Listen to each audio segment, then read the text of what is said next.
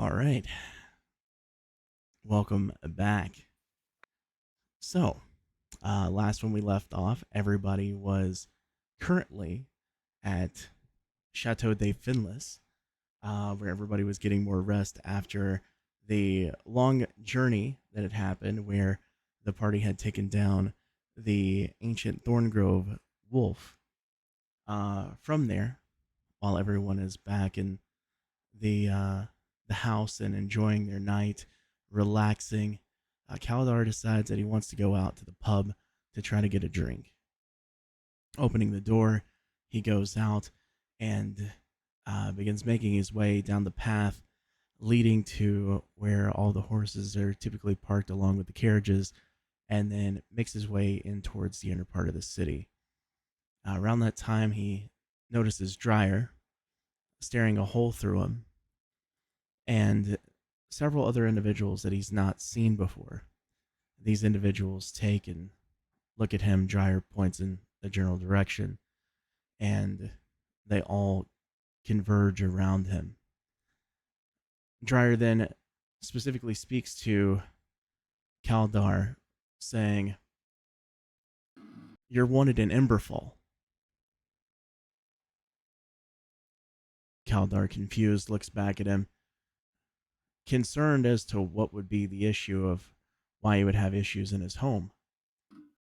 He then tells him that he's wanted for the murder of his mentor, Bedron the Black, the blacksmith that had taken Kaldar under his wing. Kaldar, knowing the fate of Bedron, lowers his head and tells them, "It's not me. I didn't do that. I know what you're speaking of, though." Dryer, being condescending in tone and nature, not liking Kaldar from the very beginning because he is a dragonborn, spits at his feet and tells him to give it up. They remove his gauntlets from his fists, and Kaldar, not wanting to cause issues with the glade, allows it to take place. He surrenders himself, does not put up a fight, and then goes with the men. They continue over to the Hardwood Manor for the Hardwood Dynasty. Getting there, they're met with guards of Emberfall who had been already told that Kaldar is in the city, in the Sylvan Glade. At this point, they then strap him into cuffs going from his wrists down to his feet in chains that are attached to that and then wrapped around the body. The guards of Emberfall load him up into a steel carriage and then take him on the way to Emberfall. The next morning, Finless, you wake up. You notice that Kaldar is not there. You'll notice that Traxius is sitting up, watching over Gainsborough as he peacefully sleeps. Lazora sitting over in the corner, getting rest as well. You have a conversation with Traxius, and Traxius looks at you and tells you that I refuse to leave. I'm going to stay by their side while he continues to heal. He needs another day or so, according to what Mather had said. And Lazora, opting to stay away from anything combat related due to everything that she had seen, also opts to stay back in the home to get rest for herself and to also make food and to take care of Traxius and Gaines during this time. Finless, you walk out of your house and you can see over towards the oasis Inside is Boof and Mir having a conversation. You make your way towards the oasis. Going along the stone path leading up to the actual or the cave entrance, you then step inside and you see Boof and Mir up close and personal for the first time for the day.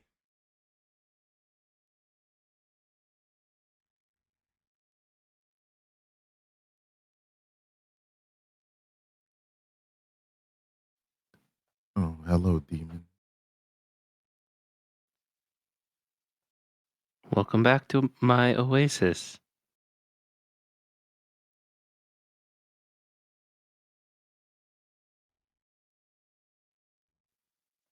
Are you Finless? hungry? I was making sure that he's there. Yeah, no, I'm pretty sure he's AFK. I wasn't. Oh, Okay.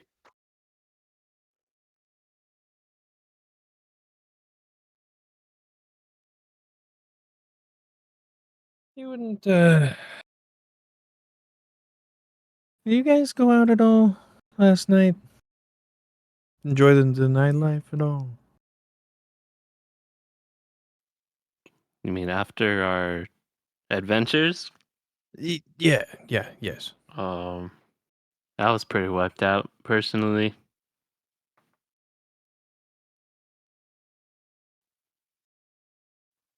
So unless Mir took off after I fell asleep, I don't think so. No, I spent the night here. Why do you ask? Caldor didn't come home last night.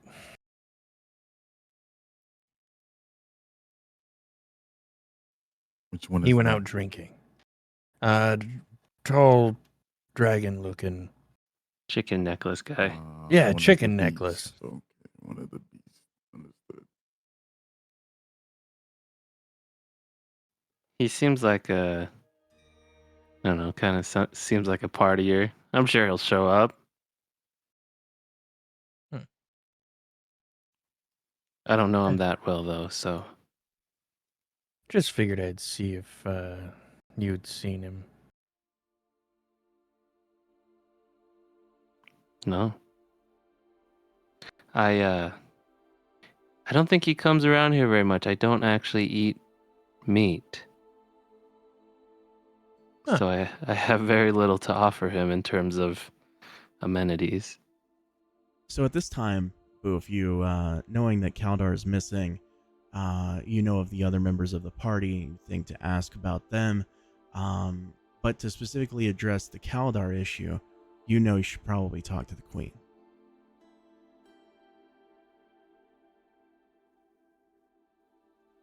You know, I wonder if the Queen has any more information about Kaldar. That's actually where I was headed next. I'll join you.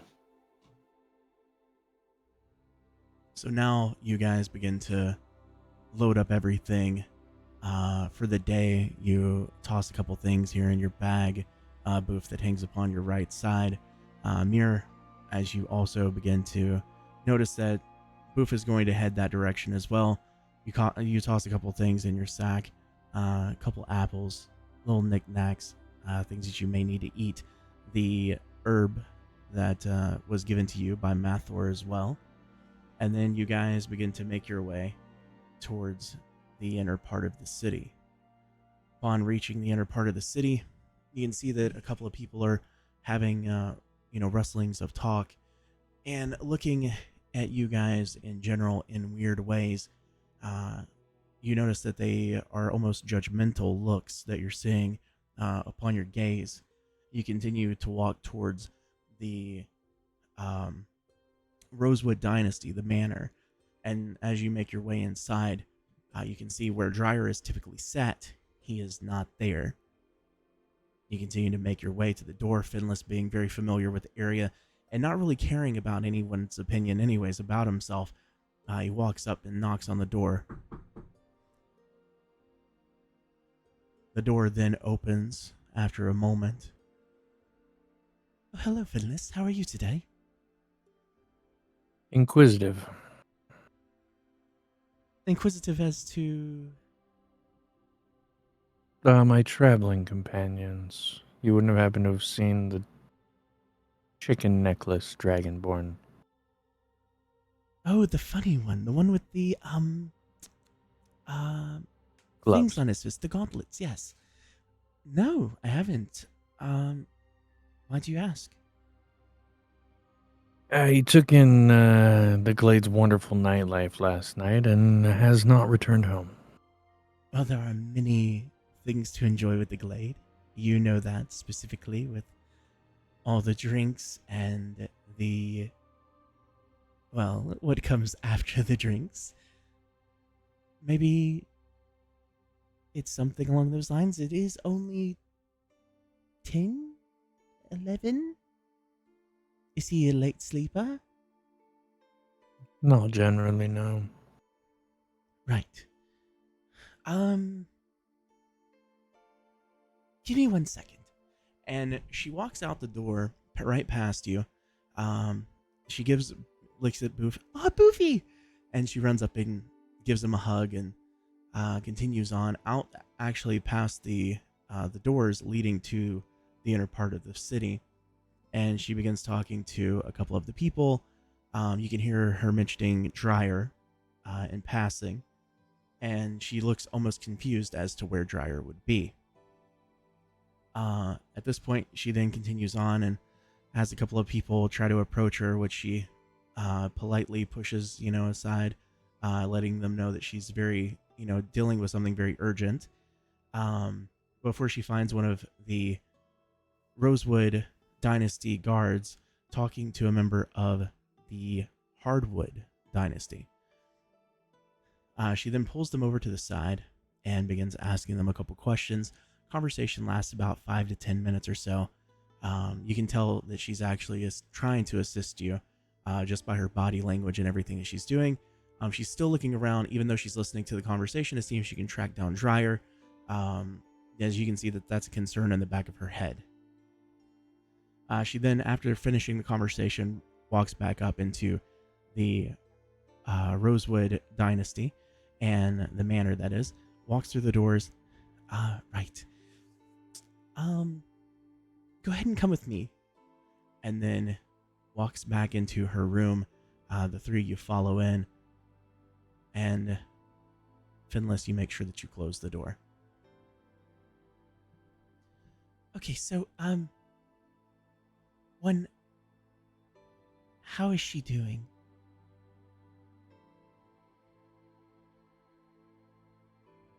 Good. Right. And the other tiefling? Resting. Martha did say it would take some time. So, I spoke to one of my gods and another one from the Hardwood Dynasty. Have you been getting any looks?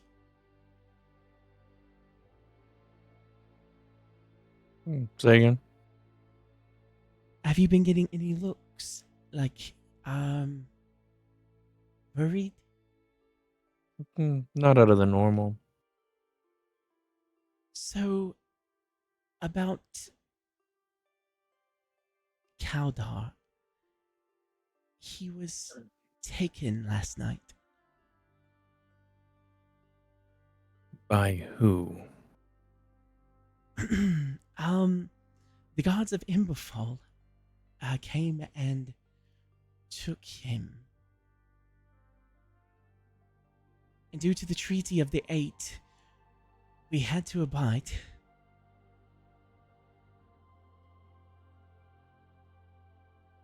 And when you hear the Treaty of the Eight, you know what she is referring to. It's talking about all the cities of Eldoria, meaning that if they ever have an issue with someone that's committed a crime or something along those lines, and they have seeked refuge or harbor in another one of the cities that the guards could easily come in without any issues and take those people back to their city for justice.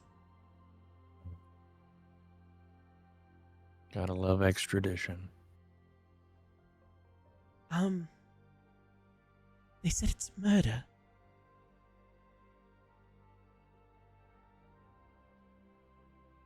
Chicken murder. No, Finless, you remember the conversation that I had with him in your living room, where we were just talking about what he was doing. He was talking about the person that taught him like blacksmithing, and how he had learned everything. Yeah. The person that he had his apprenticeship under was murdered. And they suspect him to be the person.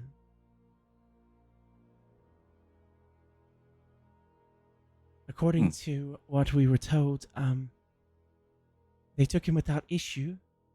They took his gauntlets, and we have them here. If you would like me to get them, I can definitely do that for you. Please do. But they took him back to Emberfall. And this happened somewhere through the middle of the night, around midnight 1. It was at this point, Mir, you remember before you fell asleep, you remember a loud, bustling sound and multiple yells that just happened right before you went super into deep sleep.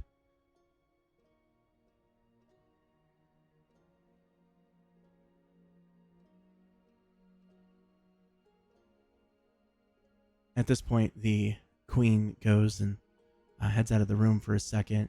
You can tell that she's gone for roughly about 10 minutes or so again. She comes back in holding these massive gauntlets, and then drops them onto the table. The loud boom. She hands them over. So, here these are. And I did find out a little bit more information.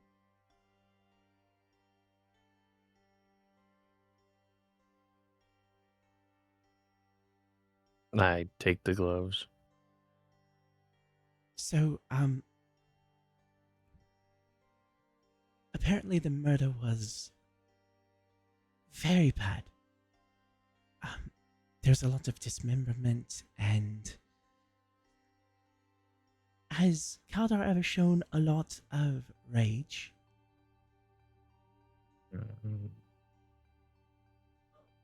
Like a lot of anger? Yes. It seems like that could be the case for this. And you see at that point, she then takes her hand, like you'd seen her before, up to her head, and then she leans her head into her hand and begins slightly moving her mouth. And at that point, go ahead and do a perception check for me, guys.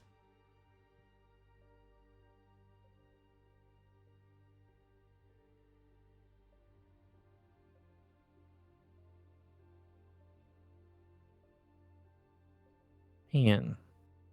Okay, I see that. All right, the next one. All right, so A little groggy. you guys can see she's talking, and you see that she says Mather, but that's the only thing that you can really see and tell from her mouth. She then takes her hand away and looks at you guys, and so give me a few moments and I will be right back again. I apologize about leaving so much. She walks out of the room again. This time she's gone for roughly about 10 to 15 minutes again or so. And then she comes back into the room, this time with Mather. You hear the stick hit the ground as he makes each step. Then looks at everyone and... Right, So, I hear that there's a lot of happenings. How can I be of assistance? She looks over at Mather.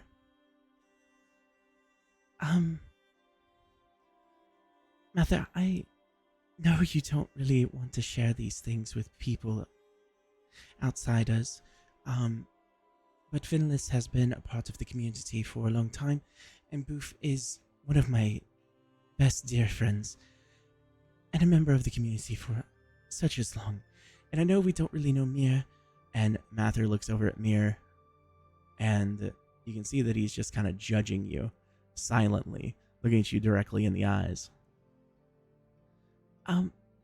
So I was wondering if they could use the tunnels. Mather's staff hits the ground, and he stares at Lady Rosewood in the eyes.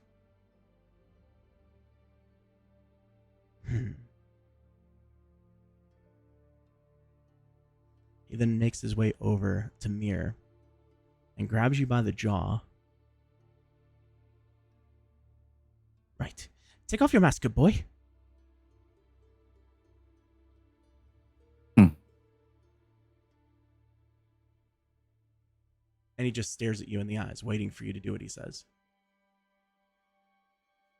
So I can do like a weakened mind, and I can speak telepathically as well, like she did. Mm-hmm. And I'm gonna say to him telepathically, if I wanted to harm you, I would.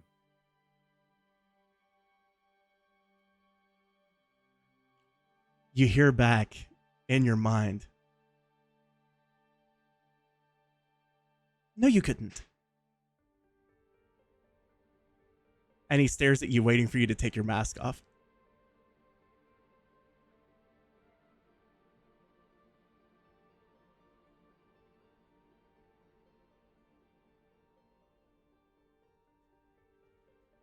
I take my mask off, show him my face, and I put it right back on. Before you put it right back on, he takes his staff and taps your left foot so you fall down to your left knee. And at this point, he takes and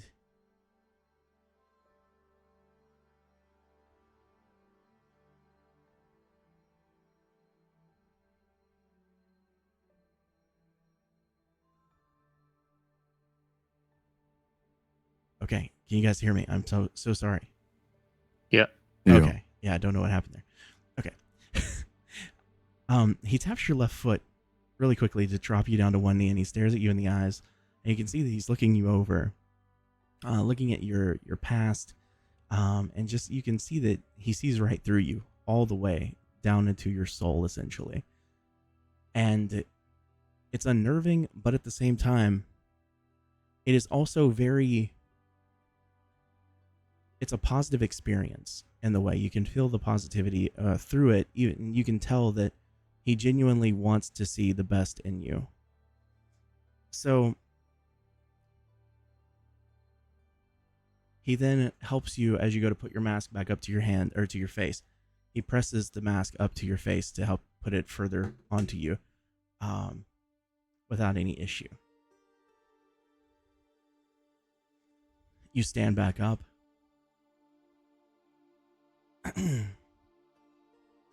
Right,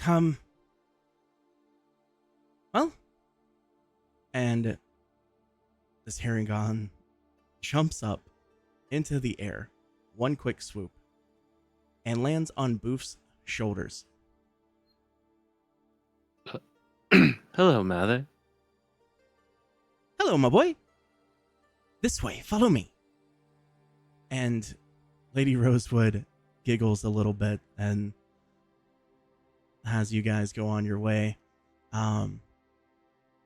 Before you guys step out the door, though, you hear, please, can you check on Dryer? I haven't heard from him today.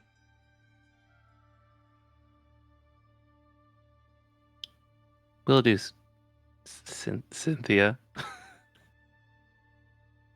Thank you. Now, you guys go to head out, of the Rosewood Manor.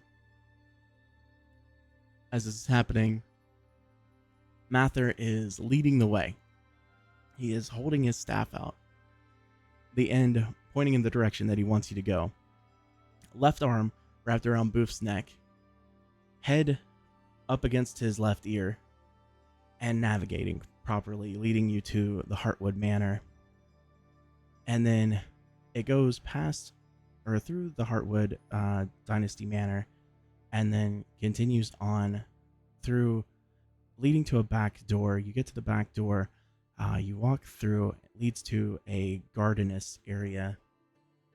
In the very far back, there's going to be a massive tree that overextends out past the actual gates, and he navigates you again to the side of the tree, and then taps three times at the top, and then twice at the bottom. He waits for a couple of seconds, and then smacks it incredibly hard, and the tree opens up in the middle. Looking at each other, you can sense a little bit of confusion. But, okay, down we go, my boy. Takes you guys, and you navigate down this tree that leads to multiple stairs that looks very organic. That continues to lead down until it leads to a room. The room is circular in nature, and each sides or parts of the circle, you can see that there's doors, or what would be almost like tunnel gateways to other cities within the realm. He then navigates you over. It's a little bit straight and then slightly to the left. He takes you to the tunnel. He then hops off of Boof's back and then does another smacking several times of specific places all over this area. Looks like the tunnel goes nowhere. Suddenly, ground begins to open up, pulls back, peels back, and you can see on the other side the massive forge of Emberfall.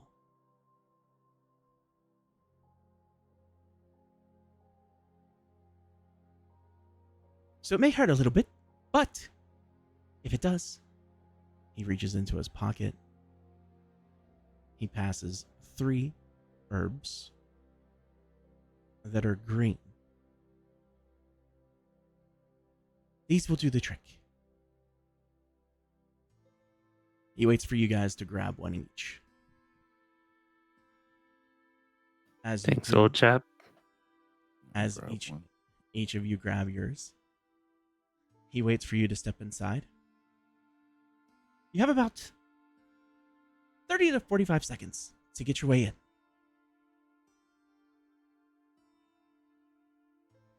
But the way back has to be on foot.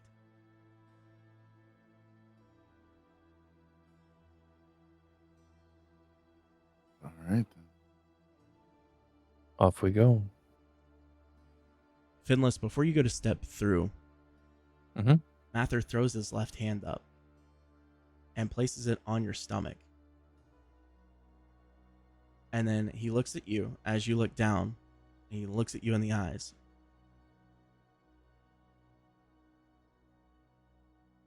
And there's a moment that is shared between you two.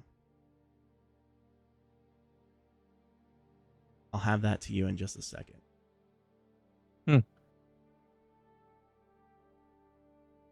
I pat him on the top of his head. Take care, my boy. Always do. And remember, a name is just a name. And he slowly begins walking and hobbling his way back through.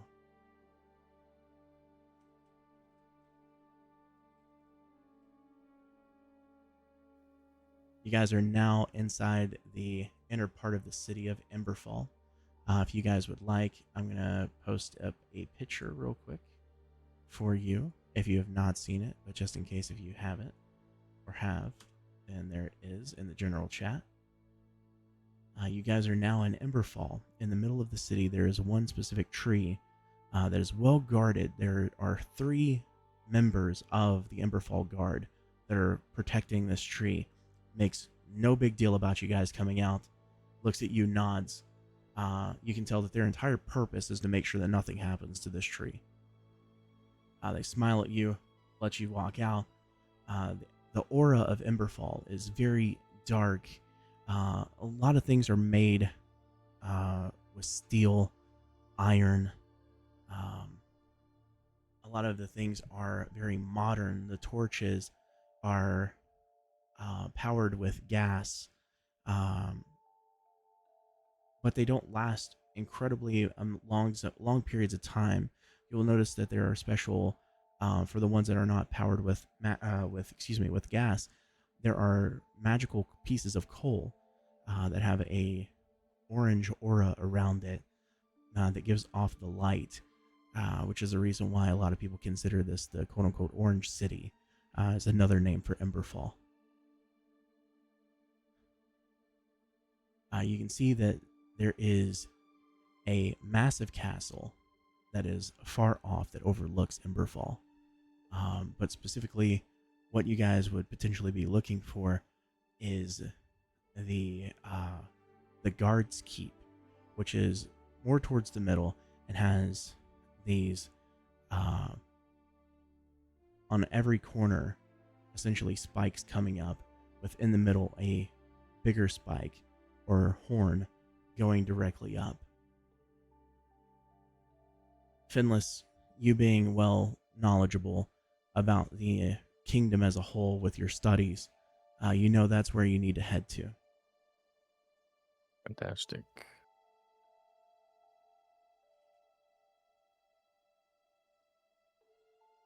Well, off we go. I'm gonna Before head. Oh, go ahead. before we, sorry, no, you go. You go. I was just gonna say what he said, where we need to go. Before we get there, you know Kaldar much better than we do. Do you believe this murder is something that he would be capable of committing? Not a word of it. Interesting. I mean, I think that he could kill a man, but his rage is metered. It's definitely not flight of fancy, so I don't think that he would just freak out and kill a man just because he could. Good to know.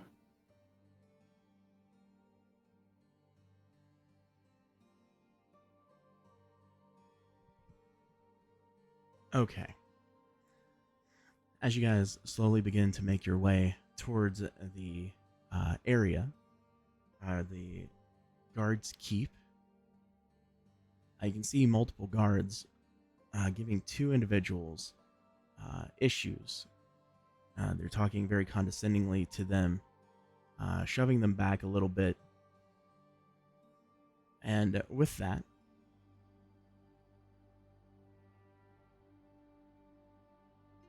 one is a halfling that you can see is roughly up to about their crotch level. Very frustrated over the fact that they're being told that they can't stay in Emberfall. You can see that he looks to be in rogue attire. Another individual, you look over, and Finless, this is what really catches your attention, is that the individual is a tiefling. The individual doesn't appear to have any weapons on him. He is just holding a violin in his right hand, and is also being argumentative about being able to stay in Emberfall because they were telling the guards about what happened in Elder's Keep the day of the attack.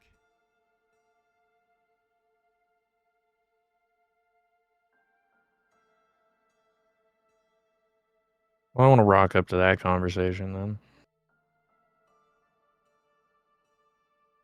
Look, I've told you so many times, you can't stay in Imberfall. Then where do you suspect us to go? I mean, come on. It's cold. There's bloody imps coming out of the fucking portals. I mean, I that's don't crazy, right? rightly care where you stay, but you can't stay in Imberfall. It's a Listen, my lockdown. good man. Can you give us a reason why so that we can understand? It's a lockdown. You can visit, but you can't stay. There's no keeps. There's no places for you to go. You have to go. Surely there could be an inn somewhere I could perform. I could work. Sorry about Stables. tearing in the background, guys. They brought out the watchdogs.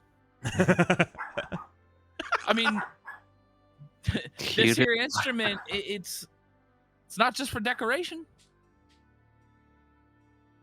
Look, if you want to bust, make a little bit of gold, do your thing.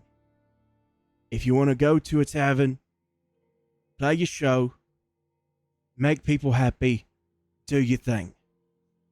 But you can't stay in Imberfall. If you do, then we will take you. We will take everything you have. Then we'll kick you out.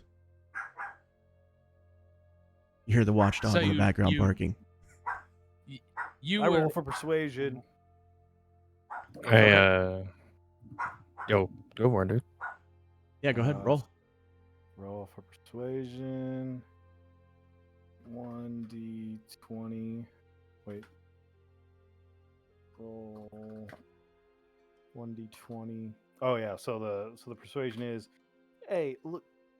I mean, there's surely somewhere we could stay nearby, Mr. Guard, and so,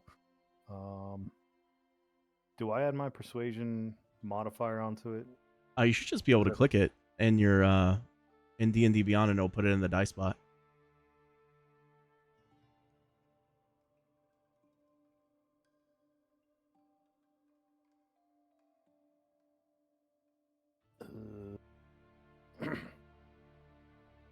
try the number, I think. Yeah, I Yeah, you clicked- I literally clicked just click the number. And then how do I bring that over? How do you bring what over? Because I didn't roll. It didn't roll in the bot. You can just tell me what you got. It's fine. Okay.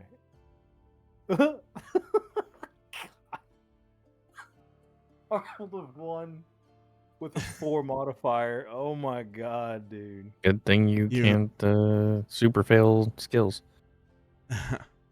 Oh, I'm Yeah. lucky though. Doesn't matter. That's fine.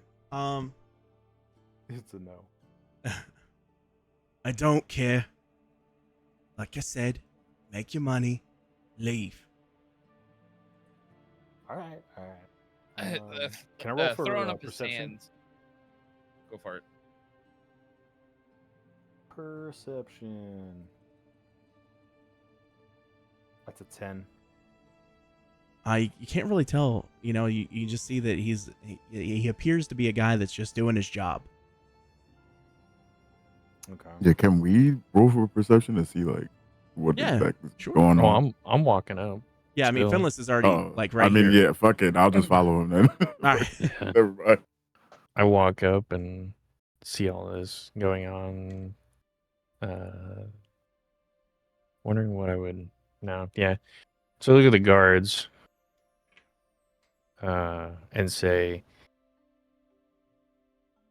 thank you for finding them. We're here on important glade business. And I flash my badge, like my fucking signet under my cloak. The man looks over at you and from the glade. That's what I said and what it says here. If I could, I we can just tell didn't what the want to be glade is. Shut up. pushy. Shut up.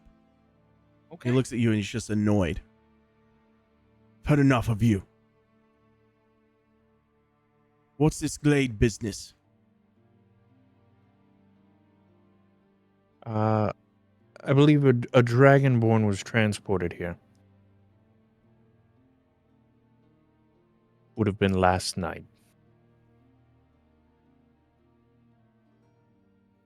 He looks at you and stares you up and down.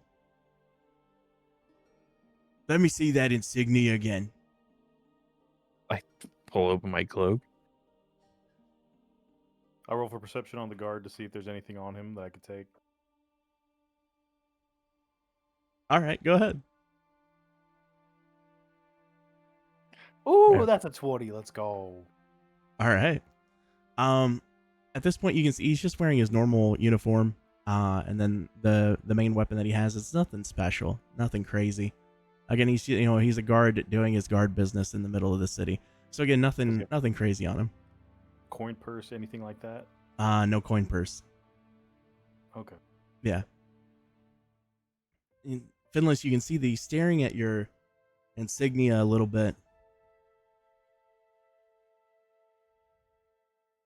What's your last name? I don't have one. But I'm here on official business from Heartwood and Rosewood. What's their name?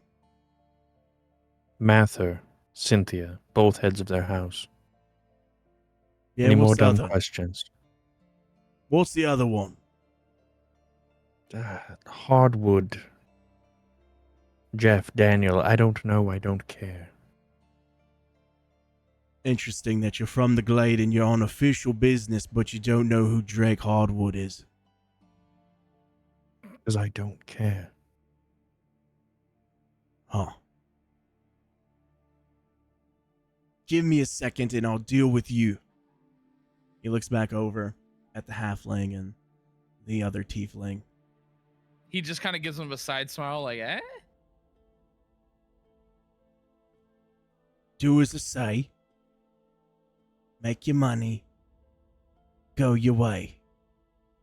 While he's turned around, I want to motion to the halfling and the tiefling to come stand with us. Like, come over here. Like And- visibly doing that? So yeah, See it? so you guys can see it. Because he Yeah. has his back to me, so I'm like, get the fuck over here. Okay. And so you see this guard. He then turns his back, starts walking towards the keep. Follow me. Makes his way inside the actual guard's keep at this point. He does not turn his back the entire time. Just expects you to follow without any issues. Walks inside, leaves the door open. Walks forward. Inside, a lot of mahogany. Very, very rich wood in this area in general. You see that things that are crafted are also made very intricately with steel and iron. Very beautiful look to it, the way that they just mesh together. He then is now standing behind a large desk, and then looks down, grabs a couple of things, and then brings out a book and slams it down in front of him, and then opens it up, is looking down at the book, not paying any attention to you guys whatsoever. Then looks over to today's date for people that have been brought in. What's the name? Eldor. Last name? Chicken neck. Chicken neck. What kind of name is that? One that Then- I made up because I don't know his last name. So he then looks up and locks eyes with you. and then notices the other two that are with you guys. What are you two doing here? As I told you previous, they're with me. I just point what he said. I point in the opposite direction to try and like distract him and try to use my let's see, my natural stealthiness to hide behind who's ever a whole size taller than I am to disappear. I'm 8 feet tall. Yeah, you're fine. You don't even need to roll for it. You're just Yeah, behind. just stay behind you're Booth, just behind yeah. Booth. Just take one step behind Boo. Yeah, you're Go good. on. Now there's a dotted line of where I was. Can I roll or can I check if I like trust these two strangers, Sure, go ahead. or if I should? Is that perception? Yes, that would be perception. That would be insight. Yeah. Oh, is Oh, it? insight. Oh, sorry, insight. Yeah. Yeah. I mean, it's still It was wisdom. equally as bad on both. Okay. So insight, yes, and they're both bad. So you just kind of follow Finless's lead. Okay. Okay. They're both bad. Perfect. Okay. So the glade. Ugh. He looks back down and he's looking for Kaldar's name. Oh, yeah, he came through here. And where is he now? That's for me to know. Oh, well, I will find out. So you might want to expedite that. Do an intimidation check for me. You're damn right. Yeah, can't we like intimidate him as a group? There's a bunch of us steady here. Yeah, just- yeah. 13. All y'all go. Everybody roll intimidation. 13. Let's see, intimidation. As a 20. That's an That 8. is a 20. That is a dirty 20. So This makes sense. I got a 19. Also, right. if you add them to the party or the campaign on D&D Beyond, their roles will show up in... Oh yeah, that's probably why they're not in the actual. Hold on, let me- Wait, what? On the app. let me make sure that I added them to the campaign. I mean, Uh, we're on roll 20 or No, No, on D&D No, Beyond. D&D There's Beyond. actually Yeah, a let me campaign do this on real D&D quick. Beyond. Check the general chat. Click that, and you should be able to join. 10, 4. Okay, perfect. Okay, so you got the dirty 20. So he's looking around, and he doesn't really feel super intimidated by everybody. But then he locks eyes with Mir, and Mir is just giving this mean look. He has the mask on to hide his face, and all he can see is the glowing of the eyes staring dead into his soul. He looks down at the papers, looks back up at Mir, looks back down. You can see that he's starting to sweat a little bit, this guard. He's a dwarven guard at that. And he looks back up one more time at Mir and locks eyes.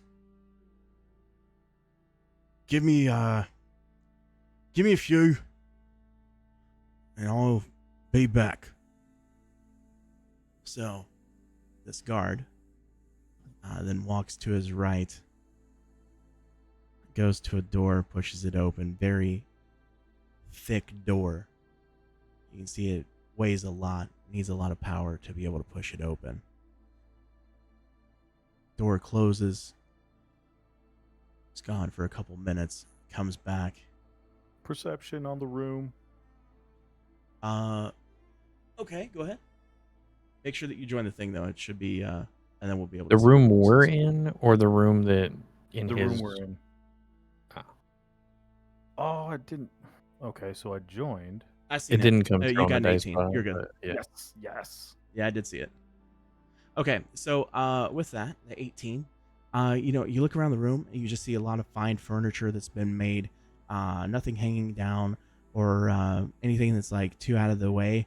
You notice a couple pages that are loose on the large book, but you can see that those are also dated from a different time. So you don't really feel like they're anything too worth to you. But being a rogue and being a curious person by nature, you want to grab it. Ooh, sleight of hand check. Go ahead. Fuck. Okay. You try to grab it, and as you do, you hear the door open up, and you jerk your hand back. You can't get a hold of it in time. Individual walks back up, gets back to the desk. Okay, look.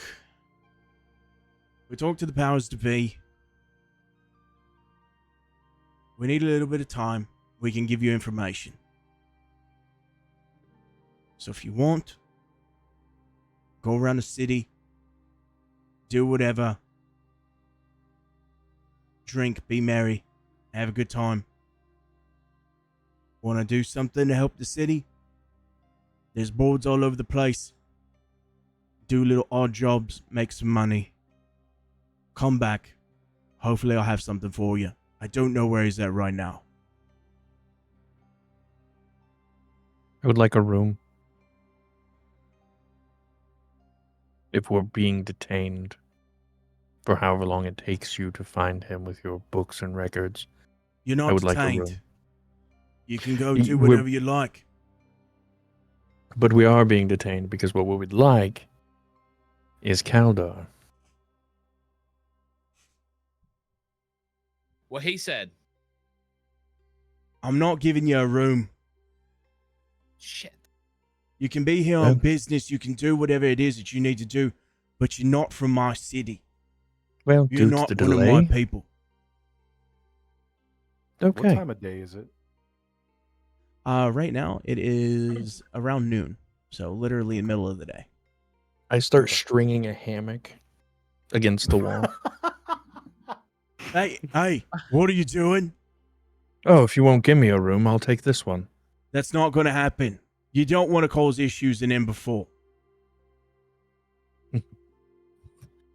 I lean down over to Toof. He's got a bit of a stick up his ass, don't he? How distracted is the guard, and which way is he looking? Is he looking? He's staring towards- right now. He's staring at Finless. He's not paying any attention to anything else. Okay. I'm still curious about those pages, so I'd like to try and take them again. Okay. 1 second before you do that. Fine, look. Give me a second. So stubborn, stupid Glade. He just jumps down. You hear the boom, both feet smacking the ground. Goes back to that door. Walks through again. Yeah, this stupid Oh, my. devil. I turn and address all the group while he's out of the room. Like, at least we have manners. So, you have sleight of hand, but you have an advantage right now. So go ahead, roll with advantage. So that's twice, right? Yeah, if you right click Yes. on the Oh, roll number, advantage. you can Got it. roll with advantage. Make sure you click advantage and then click roll. Advantage. Oh. A 16. Wow, I rolled a 1. Oh. Good thing A you had 1 and advantage. 11 plus 5 is 16. Okay. So again, that's one more time. You got a 16? Yes. Okay. You slip your hand underneath where you see this loose page that's hanging out. It's about 4 days old. You go ahead and you rip it out. And when you do, give me 1 second.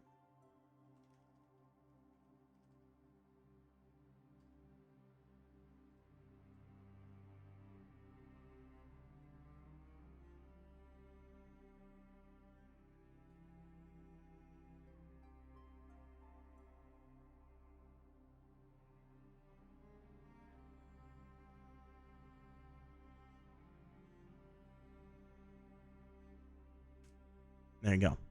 Okay. While all of this is happening,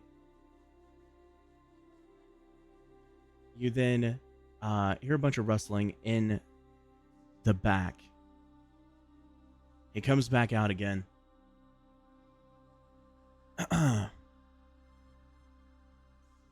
Okay, so it didn't take that long to find out where he's at.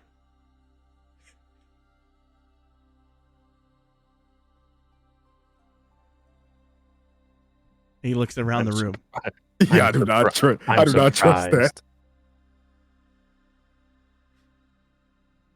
What are we? Insight, perception. What is Yeah, that? go ahead, I feel insight it. that- Everybody That would insight be it. insight like a Yeah, motherfucker, dude. Oh, That's a Oh. nat 20. 13. 11. Oh, boof. Okay, so Finless, I you can could tell. have fucking that one. You can tell that he's actually telling the truth, that it did not take much time, and that this entire time he's known where Kaldar is at. But the thing Fucker. is, as you can see, that he's been condescending this entire time because you brought the two people that have been annoying him in with you. So I look at him. Well, we're waiting. he's down in the cells.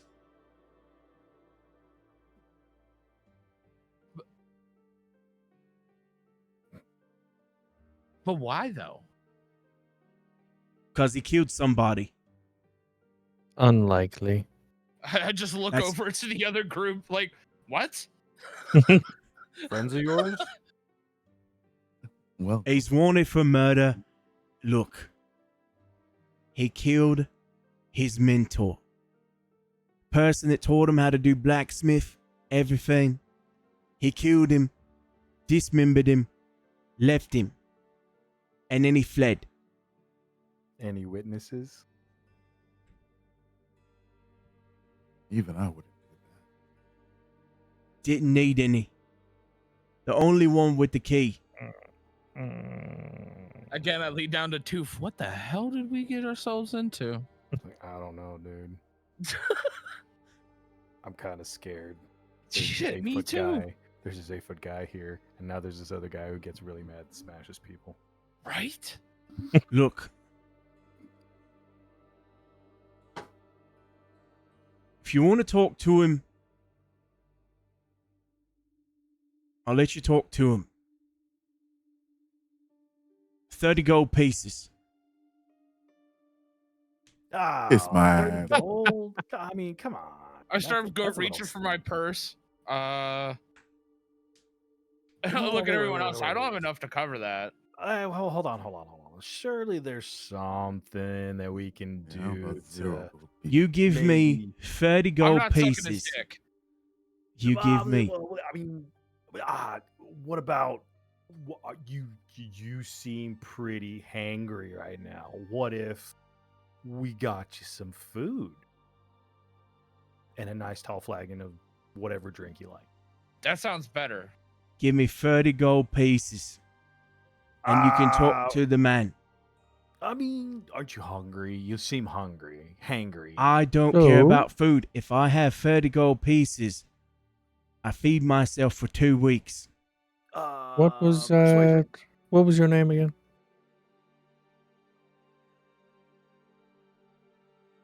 10 gold pieces.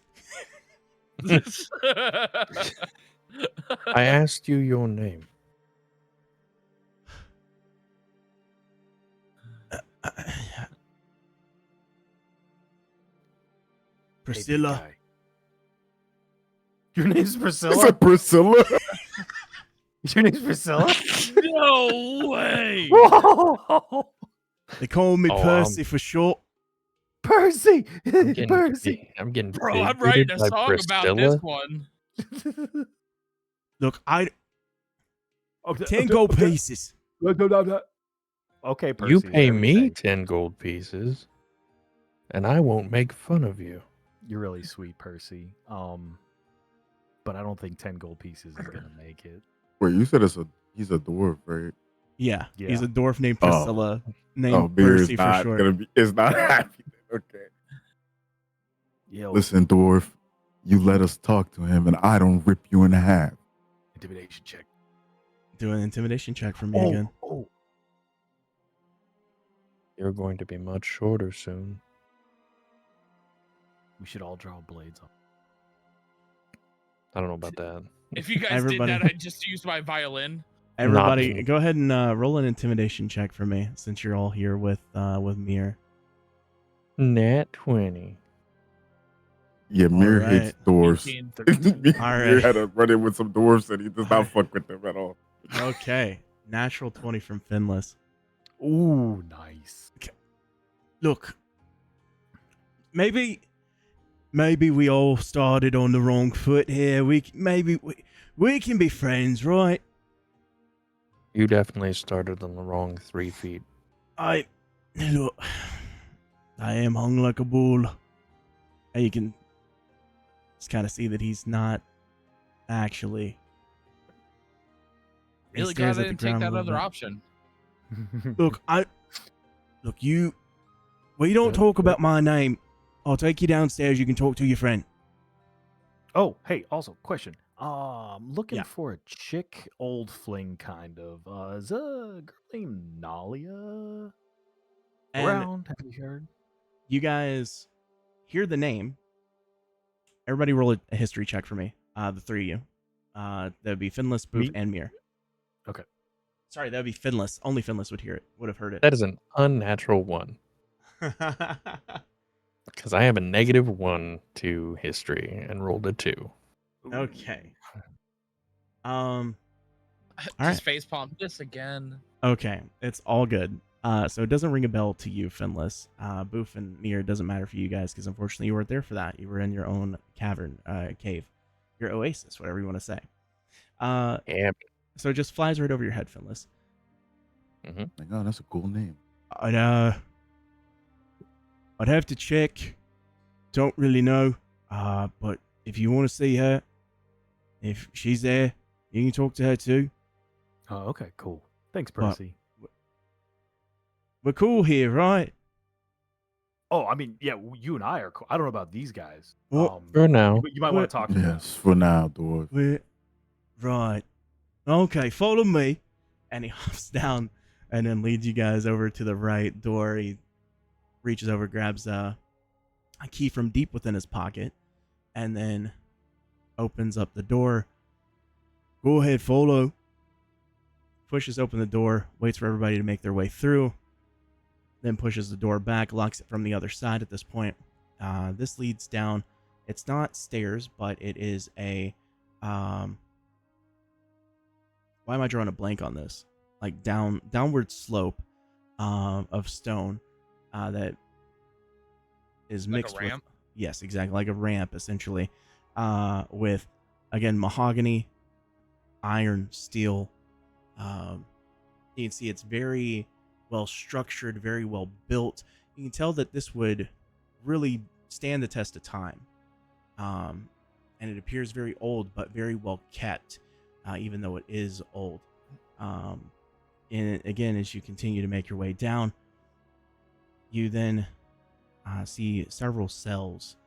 These cells have steel doors that are angled and arched, each one.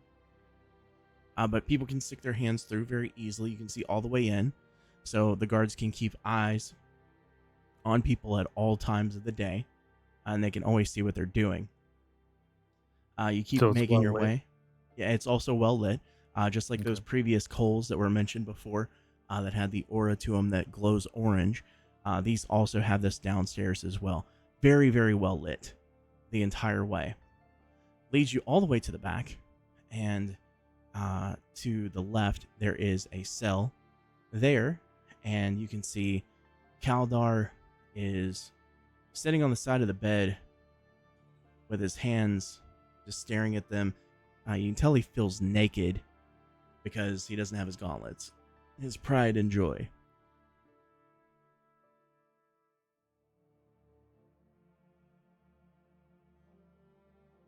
Well, here he is. I'm gonna go over there. I'll watch you. Give you some space. You see Kaldar hears that, looks over, is confused. He doesn't see you guys just yet. He sees this dwarf walking off. Well, guys, I see you found your friend. I'm gonna go look for this chick. Better go keep an eye on him. We'll be over here. Okay. Right. You guys are going to continue to walk over to the right, and then you're going to find a cell that matches the number that's on there. It's going to be 6, and then it has a almost like a tilde looking sign that's underneath it. You find it, match it, and then you see a tiefling female that is laying there. She's asleep in her bed. Hey, look at that female tiefling. Maybe she likes music. I can try, but I'm just what was her trying to name grab- again? Hold on. Looks It's at a piece of Nalia. paper. But I'm just kind of like, Yeah. Nalia. Talia. Okay. All right. He leans up against the bars. Hey, what's up? You hear nothing in return. She's out cold. She's asleep. Dude, she's passed out. Perception to see it. Okay. sure. Perception. On the tiefling in the cell. Go ahead. It's a 12. Yeah, you can just see that she's asleep. Her face is, instead of facing out towards the wall, or not the wall, but the cell door and stuff. It's just facing towards the wall to keep the light out of her eyes. Okay. All right. Let's see what do I got. Can I throw anything at her? Ooh, I got ball bearings. I take like 3 ball bearings out of my bag of ball bearings and I kind of toss them at her. Okay, Not roll range directly attack at for me. her. Roll range attack. Uh-huh. So, let's see. A range attack. Oh, where would I see that? Or inventory. How would I do that exactly? Just roll a range attack. 1d20 for me. 1 to 20. Yeah.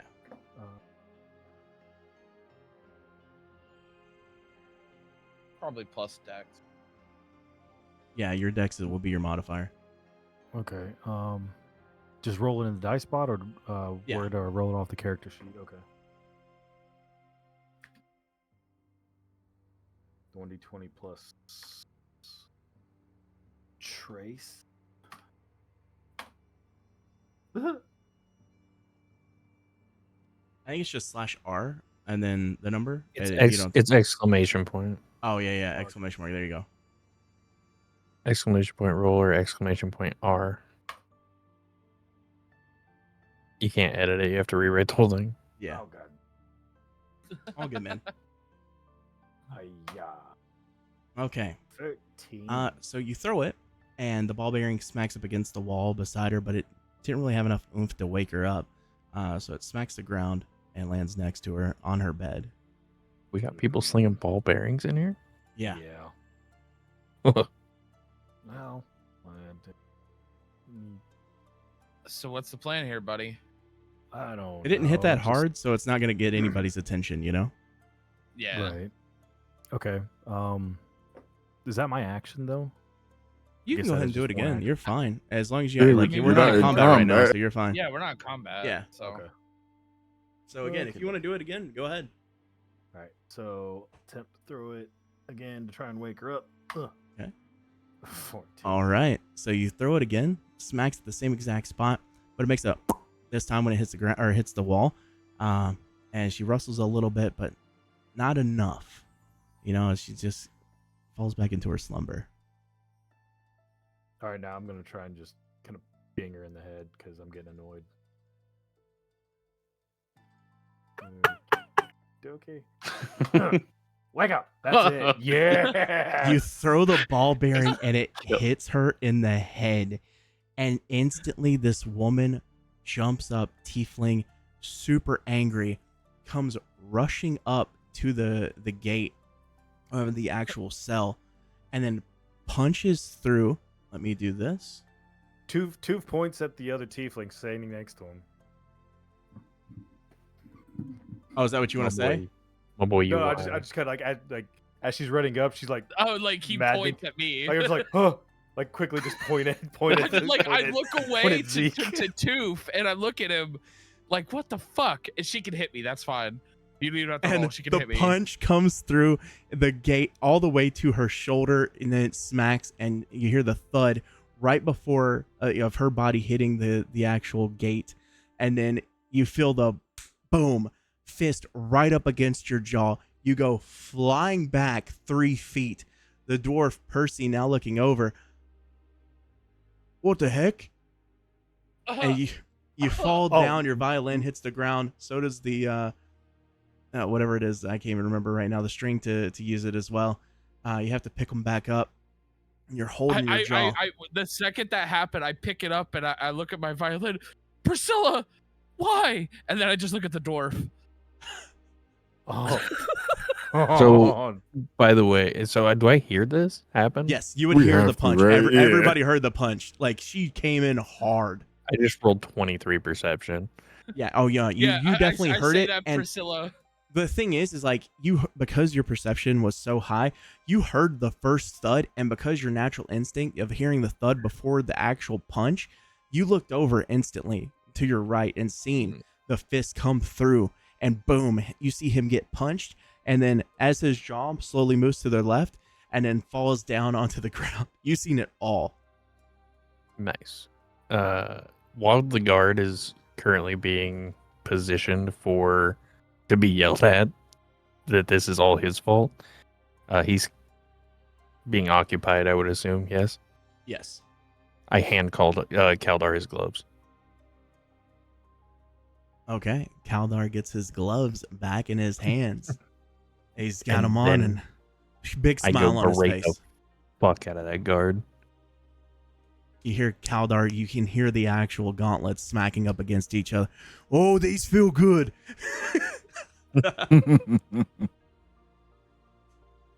And then I go harass the guard.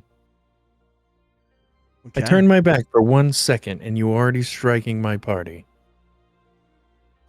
What? I didn't. Yeah, He's all the way why'd over you there. hit me? I'm saw it. all the I way saw it. over here. Nope, I saw it. He did it. He hit him. I He hit him didn't- hard. I didn't. I didn't even do anything, man. I didn't do that. Percy, not- why? That wasn't me. I didn't Percy, do that. I was. dude. Roll a perception or persuasion check for me. The three of you. I was about to say, this sounds like deception. Sorry, yeah, deception. My bad. Let me see. Oh, that. 27. Oh, 21. 27. That's Okay. Those are persuasion? It's deception. you Yeah, know? do deception for me. My bad. Oh, no. That's a 20. That's a It would 20. be- Still kind of it the was same, deception. but it's fine. Go ahead and do A it for me. 6. Okay. 10 since it's Okay. that. Either way, we had a dirty 20. We're good. Look, I guess I mean, I have been a little mad, so I want to speak to your supervisor.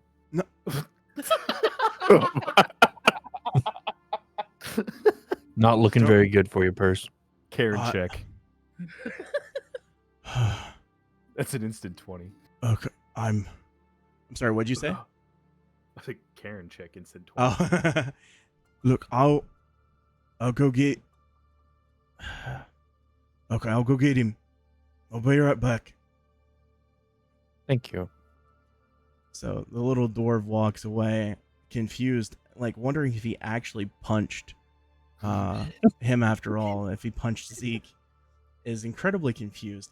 Continues on now, and then a few moments pass. Enough time for you guys to go over and talk to whoever you need to. All right, little lady. Nalia, was it? We've got a little bit of time. Why are you in here, and how can we help? Where'd you learn to punch? Oh my god. Why would we help? That was kind of hot. Not gonna lie. Learn that from a brother. Fuck you. Oh, your brother, eh?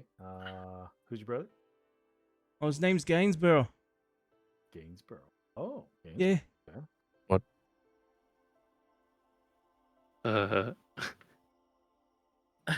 Okay. Cool. Zeke just stands there with his hand on his jaw.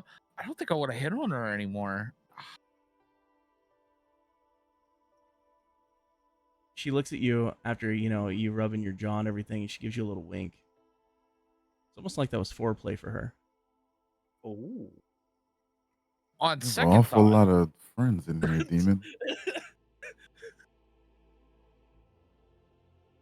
I use mold earth to basically dig a tunnel. I can move 5 square feet of earth. So I do so right under the bars so Kaldar can get out. Okay. Kaldar climbs underneath and then jerks himself. Ooh. Shut up. Jerks himself up off the Clarification. ground. All right. And uses his hands to lift himself up off the ground. His feet come sliding through. And then the ground goes back to place to where it was. And Kaldar is now standing with you guys. All right, Nalia. It says here you were being held for stealing and trespassing. What were you stealing and where were you trespassing? Yeah, that's right. It's me. I did a lot of that with my brother. He nowhere to be seen. We got mixed up. Got to make a way. Ended up getting taken into slavery. Couldn't do too much about it. Worked there for a little bit. Bided my time. Tried to fall in love with quote unquote love. You see her hands, she puts her hands up and then does the thing with her fingers. Then he went to lay with me one night. Stabbed him in the neck. Fled. Came to Emberfall. Needed food. Got my food. Lived my life. so is this like a common occurrence that you stab your lovers in the neck? I mean, I didn't love him. Fair. Like she's fair? Like you think she's a fair maiden? Let's get one thing right. The most I'm no beautiful maiden. maidens. That's not me. Okay. Nope. I'm no maiden. You are. I don't even know what to say right now. My mouth hurts. Best Alright, night of your so- life. Maybe we'll get back to that. Want to get out of here? She gives you another wink. His eyebrows raise a little bit, like, okay. So you wanna get out of here? You see she nods her head, just kind of shrugs her shoulders. Anything's better than this? I take my violin and I unscrew one of the fasteners that you'd use to tune it, Uh-huh. and I hand it over to Toof. Get her out of there. I look at it and then. Oh yeah, what kind of a lock is there? Is it like a simple lock? It's pretty simple lock. It's standard, from what you can tell, even though it is very, intricately done and everything, and it's fine steel and iron. It's very simple, because once the person's in there, they don't have anything. They've not been given anything, so there's no reason for it to be complicated. Okay. I reach into my thieves' tools and I'll take out my lockpick set. Okay. Oh, I didn't know if And- you had one. That's why I was giving you the tuner. Oh, okay. I just look at the tuner and I say, "Thanks, dude, but I've got what I need." So I give it back to Zeke. All right, and I just screw it back into my violin to the string. I turn to the other guys in the group and I say, "Hey, can you guys kind of check to see if old Percy's on his way back?" You know what? I'll And- go stand at the front door, and then if he does come back, I'll distract him. It's fine. So- While you go to do that, she then catches eyes with Finless. And she bites her bottom lip a little bit while staring at him. Ooh. I don't Hmm. notice this. Do I notice this? Yeah, you do. I don't even have to make a perception check, I guess. You Alright. totally do. Yes. It's very apparent. She waits for you to lock eyes with her, and then she does it. Okay. Gonna roll. I guess what's lock picking? Would that be a sleight of dexterity. hand? Yeah, it's your dex. My deck. Oh, so It's just roll like for that? it's sleight of hand. Yeah, sleight of hand. Sleight of hand. Okay. Yeah. That's a 14.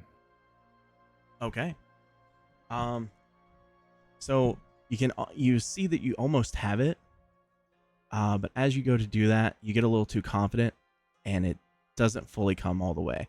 So you can go ahead and try again if you'd like. Okay. But it's not broken, but you can definitely tell that you were almost there. Okay.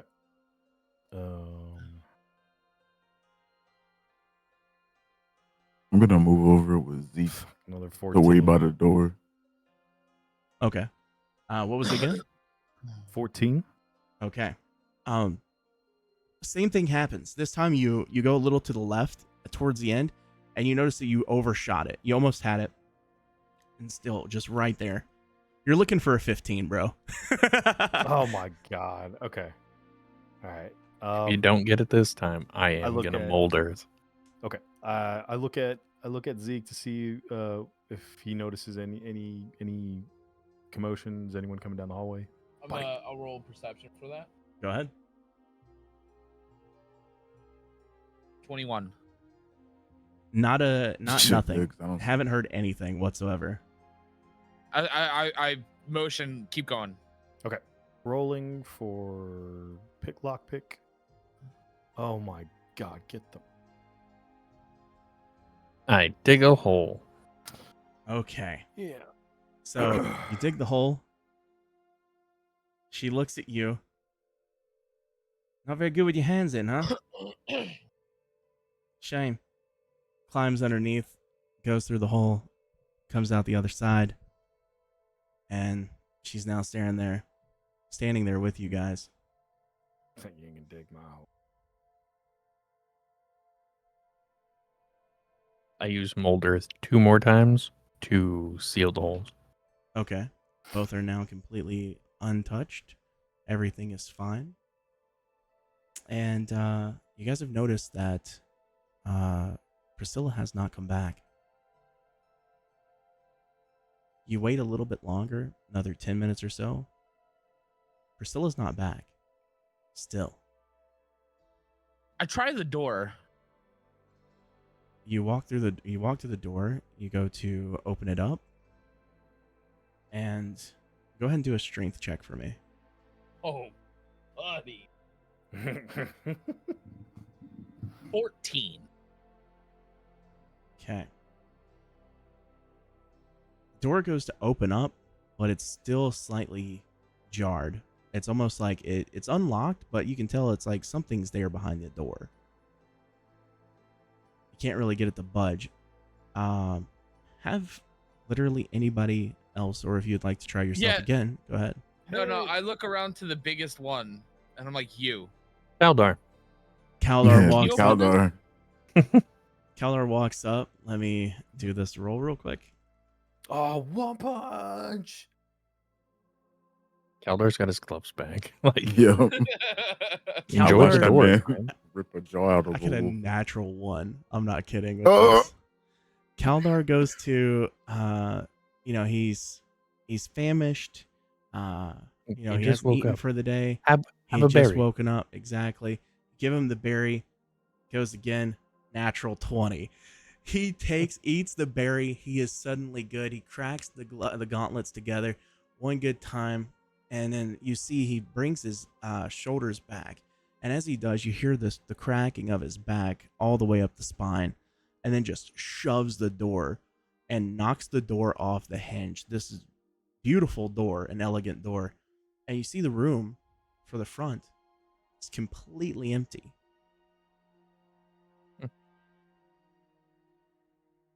Clean getaway. Let's go, guys. And lady. Yeah, Perception check? Yeah, I'm about to say, I want to look around. Yeah, everybody do a perception check for me. Okay. Can it be a 12? 21. That's a 21 from me. Okay, perfect. You guys can see that everything that was from before is completely fine. There were still some strings for a hammock still left there for Finless.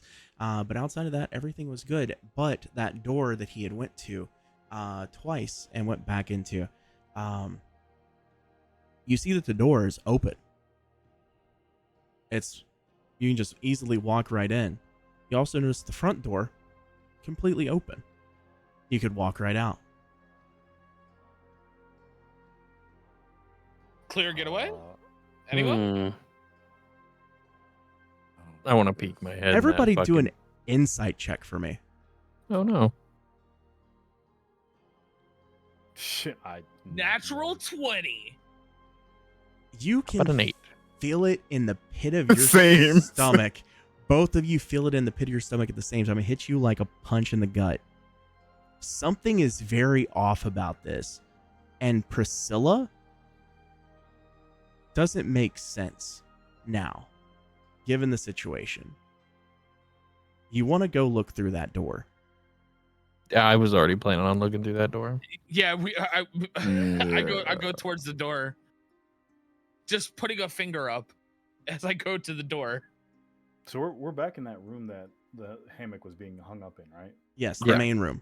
Yes. Okay. For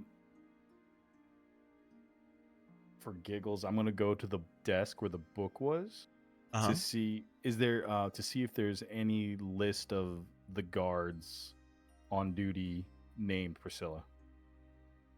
Ooh. You smart. look, you do not see anyone named Priscilla. Hey guys, yeah, so looking at the list of guards here, Priscilla non-existent. Yeah, I knew his name wasn't right. Priscilla. There's no way. Who would hate their kid that much? He I would have been cast bullied to death. detect magic, where I can sense the Great. presence of magic within 30 feet of Yeah, me. there's Great nothing. Scott, do you want to go blind? There's nothing there. Nothing. Not in the book, not in the No. room at all, but that door is still ajar. Except for my violin. Well, yeah. I mean, the normal I'm things that people would be carrying. I'm talking about the room, though. Going to look through the door. Okay. This is weird.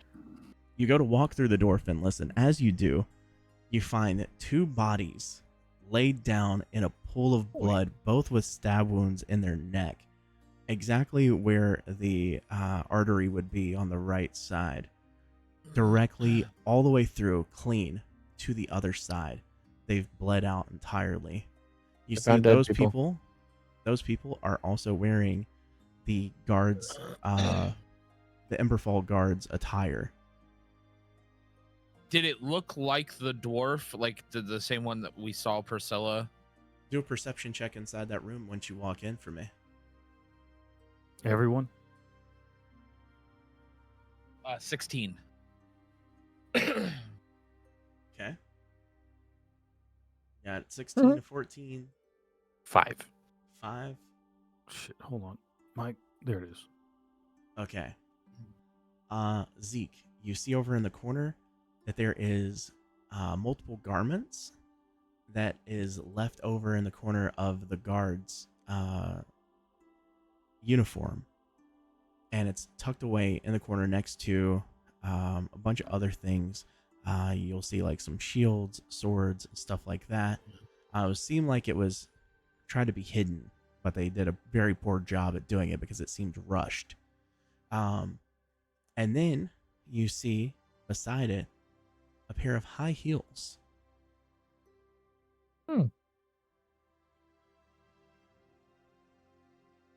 Outside of that, everything else in the room seems normal. Seemed like 2 people were just, sitting there waiting for people to come in.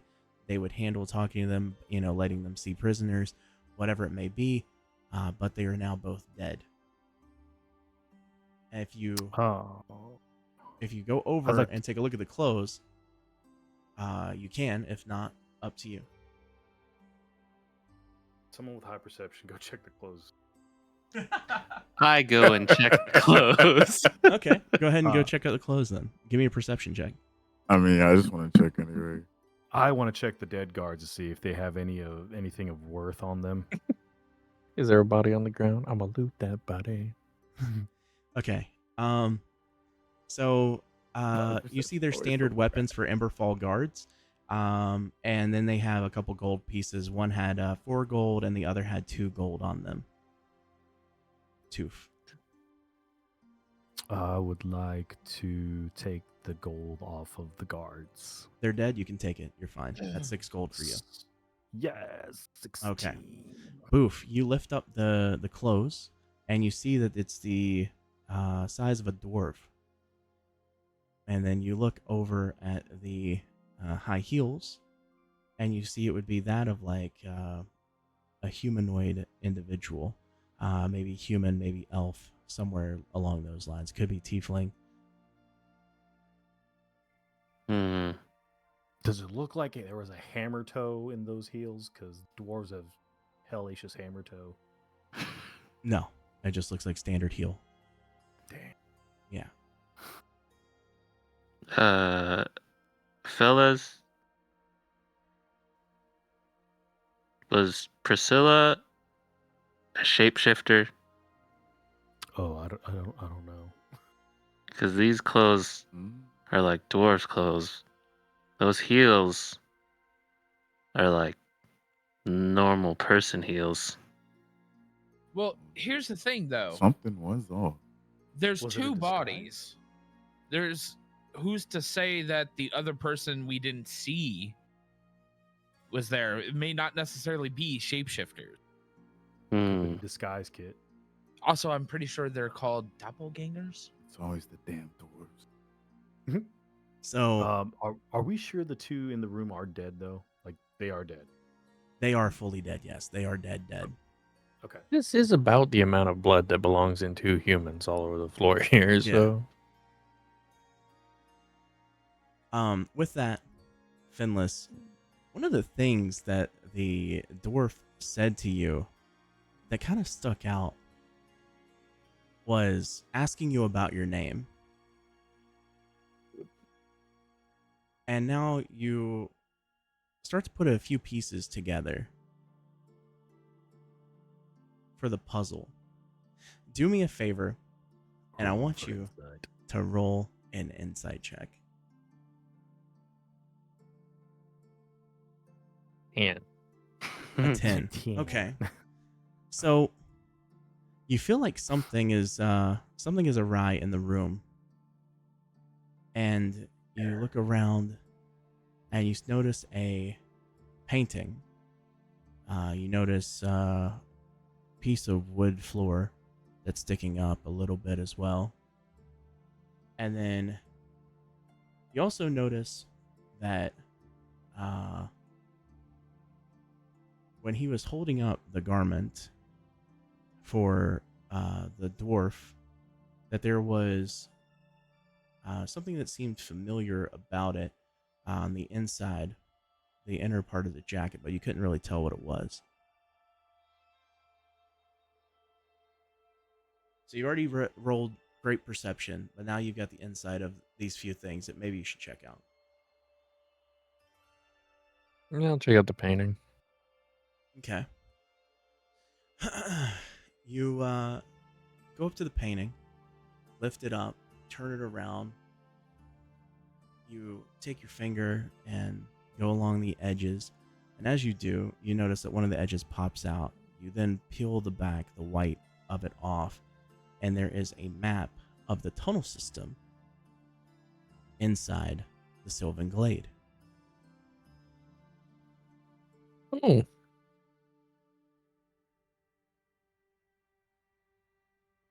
I roll that shit up. Okay. That's not for you.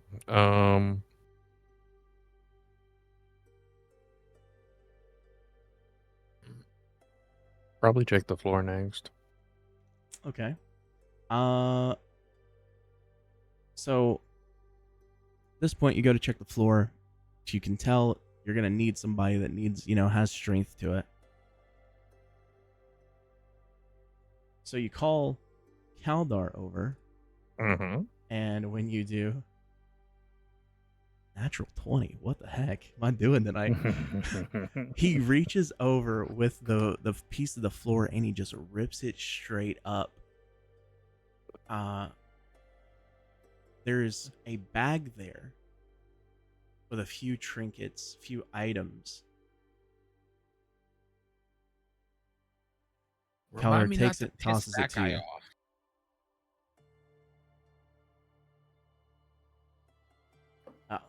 Sorry. Once you open up the bag, You see nothing too out of the ordinary here, but then you see the necklace that you had seen before at the Thorn Grove, or after fighting the Thorn Grove.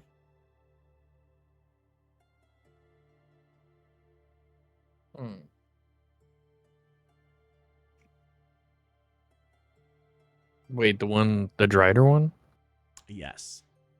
That motherfucker. Fucking Oedipus guy. I tell you, dude, I'm gonna fucking kill him. Well, that's a pretty Uh, trinket. That could. Well, how much do you think that would get us, Tooth? Oh, I appraise. I don't have an appraisal check. What is that? When It you could look be at it, you it's- can I think it'd be see history. History? that. Well, we I know would- what it is. Y'all just I would prepare. call it history if they're just Yeah. appraising it for the Yeah, money yeah, value. just do that. Do a history check for me. Ooh, 14. You can tell that this is made recently and it was a custom commission. You can't tell what, because you can't get close enough to it because obviously got it on Finless is holding Etsy. it. But yeah, it's the D&D version of Etsy, essentially. No. I got, went to a jeweler and had this custom made. Would be worth about maybe 25 gold. I mean, it's a nice piece. Get a nice little bundle of gold. It's definitely Um, not gonna have an owner soon. So So it's on the market. Perfect. Perfect. awesome. We got to find a fence. So I might know some what's people. in that I know garment of somebody. clothing? So, you have to go over to the garment of clothing now. Boof is gonna hold that up for you, and you go to check it. Do I'm gonna wait by the door to do do a perception check now that you're up close to it for me. Tooth wants to make sure 16. Okay, we're still okay. perfect. You are fine. You're standing at the doorway to make sure that nobody's coming in, just watching the front door. But instead, you actually make your way over behind the desk where the dwarf was standing before, acting as if you're a guard at this point. All right. You're standing on the actual same stool that he was standing on as well. I'll go with him and go against the wall and look intimidating. Okay.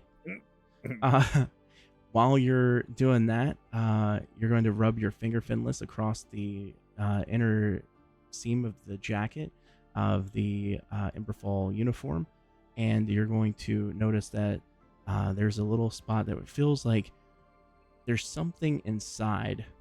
Can't really tell what it is, but you can tell it feels out of place. You then take your you have a pocket knife on you, essentially, like a little knife. I have a dagger. I have a couple Okay, yeah. daggers. Okay, perfect. You take a dagger and you stab it into it and then rip it open. And you can see three things that is very concerning.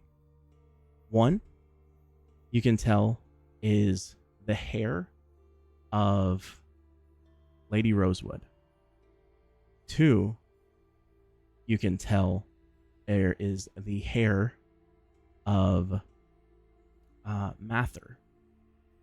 And three, you can tell that there is also hair from another individual, and you assume because of the other two that it would be Drake Hardwood. That's not for the best.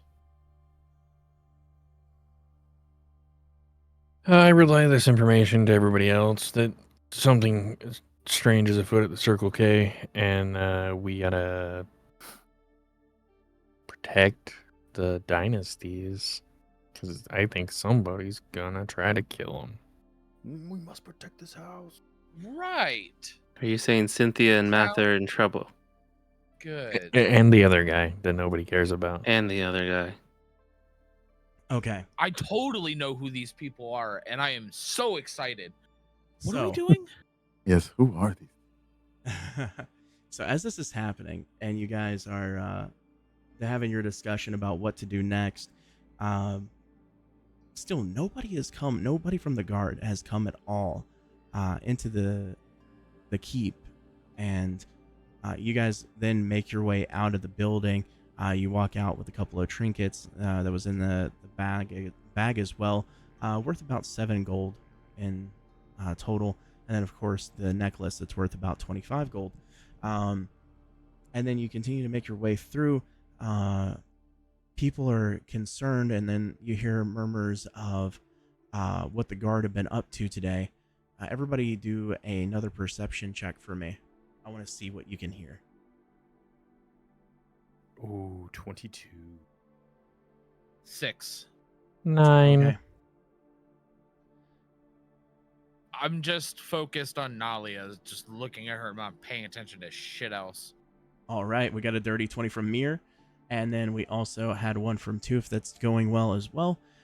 So you guys can hear that the guard was called, the Emberfall guard were called over to an area along the road where several different things had been happening involving a lot of travelers. So nobody from the guard besides those 3 individuals that were over watching the tree and are not allowed to leave their post have been placed elsewhere. So, you know, the tree being far away or far enough away from the keep that they would not have been able to hear the commotion and the racket or the ruckus that happened over in that general vicinity.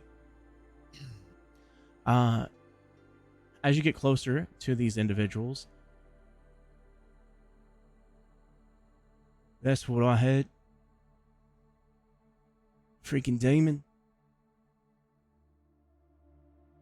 Everybody keeps talking about it time and time again. I ain't seen it. I don't know nothing about it. But that's what I keep hearing. My heavens.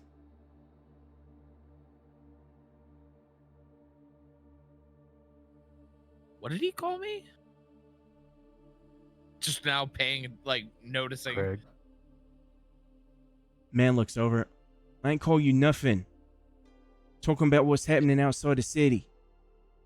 Yeah, that's right. Keep walking. And what is happening outside the city? Or not. It's not these deep. Gold's been called. Several things. At least that's what I heard. Several demons. Taking. Killing people. Same thing. Happened. Elders keep too. Don't know about it. All I know. More people are dying. It's gotta be demons. I mean, me and Tooth did see imps back in Eldor's Keep. Yeah, we did. So I don't remember. Did they tell us about that or not? Like, do me and Booth know about that? I don't remember. they were talking about Well, I it initially mentioned when it- at the yeah, very the beginning. guard. Yeah, to the guard. They were mentioning to of the what guard. happened in Elder's Keep and how they fled and how Oh. they were And looking Yeah, I for don't know. them. I don't know and what Booth- the. Not You sure and what the Booth timing also was know on about that. it because Yeah. we were talking to Oh yeah, when we talked to the queen, right? And she like, Cynthia about it, Yeah. and Booth had a vision about it. Oh, yeah, They confirmed yeah. my vision. Yeah. They shared it with you. yeah, okay. You know, Mir barely listens. Hey, no, that's fine. Yeah, it's gotta be demons. At least that's what I think. It's gonna kill everybody. Is what is. I'm ready to go. Are you okay? Do you like need to talk or something, man? Yeah, you're halfway here. Shut up. Right. What? I don't know. That Cockney accent is really throwing me off. He told him he's halfway there because of the way he looks, because he's a tiefling. Essentially calling him a Oh. demon. That's what I'm saying. We got a bunch of demons with us. Like, who? He says that, and I Well- look to the other tieflings, and I'm like, "You sure you want to be saying that?" As I'm counting us, like, You can tell he just doesn't care. He's like You're trying fully to get the accepted the slap, fact bud. that he's gonna die. You can just straight up tell. I He's- just throw my hands up. Hey, man, teach your fucking own, I guess, and I just start walking away. Well, where have they been seen? Outside of town is very vague. He points to the eastern part of town. Fantastic. Go through that Can I- gate. Keep going. What will 10 minutes, something like that. You see him. Can't miss it. Big cave. Little off a beaten path. Really big. Kids go out, talk about, oh, gotta go hang out, do whatever we do something scary. They don't come back. They die. Is what is. There, so like bodies in the cave, or they just don't come back. Yeah. Perfect. Thank Wait, you. Yeah, You've been to the bodies, or Very helpful. they don't come They back. they just shut up. They die. No, Yeah. let's go. I just turn and walk away. Zeke, But I, Zeke closes his eyes and keeps saying to himself over again, "We're not investigating demons. We're not investigating demons. We're not investigating demons." Seeing everybody walk, shit. I go to hit him with my tail as I walk away, but I only rolled a 9. So you guys continue to walk towards the eastern part of the gate that this guy told you that this is all happening and going down at. You then walk a little bit fast past the gate, leaving Emberfall behind you, and continue to make your way east. At this point, the path breaks down a little bit before it starts to head south. You can see that there's a sign that holds up. One points to the south to go towards the Sylvan Glade. One continues east that goes towards Dustmere, and then one goes north towards Irideska. Right before you get to that, though, you can see that off-beaten path that the man was talking about, and then you can see a cave over in the distance. As you look at see that cave, roll perception, everyone. Perceptione. 22. 7. 9. Okay. You hear mass hysterics. People are running like crazy. A lot of Emberfall guards, the ones that have just become cowardice in what they've seen, are running, losing their mind, going every which way. One going to Irideska, multiple going towards Dustmere, several trying to go towards the glade. A couple are trying to run back towards their family, screaming different names. You can tell that they're just family, the people that they love. And then you see a couple of people that are backing up with their shields, their spears, their swords, everything facing towards the actual cave. And then it continues back, and then you see a large fire come shooting out of the cave. And it overtakes 4 or 5 of the individuals, and you just hear massive screams, people screaming at the top of their lungs. And then as you look, those people are burning to death. Some are dropping their weapons and running out. Others are trying to find some type of water. Some are trying to stop, drop, and roll, do the very best that they can to save their lives. And then you see a claw reach out for another individual, and it grabs and squeezes as it reaches around the individual's body. Once it does, the person's body just continues to crumble inside their hand. You can see the armor start to crush, and the individual's body goes limp and head falls over to the right. Seeing that, Zeke raises his hands. So I heard Iridesia is nice at this time of year. You wanna head that way? Tooth gets a stick and marshmallows out. Body goes flying towards you guys, and then the claw goes back inside the cave. It was very dark inside the cave, so you unfortunately cannot get an actual look of what the thing is that's there. But you see the body how goes close are we? flying. What did we see? You guys are What- about roughly 150 feet away. Okay, Okay. never mind that.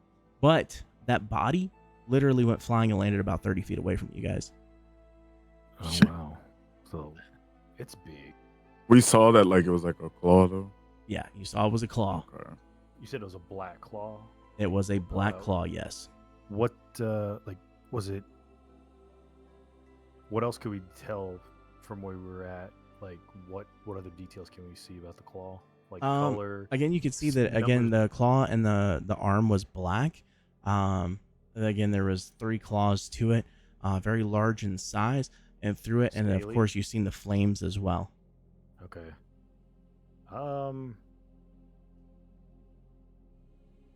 Tooth turns to the group. So, any guesses?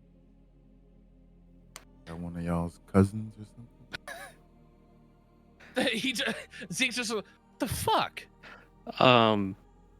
My desire to help people overtakes me, and I turn into a raven and fly towards the cave to investigate. Okay.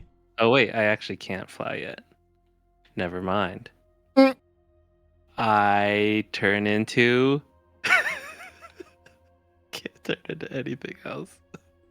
I I just go towards the cave. Okay. The closer you get, go ahead and make a perception check for me. And of course, that happens. What is going on? Toof, I swear to God, man.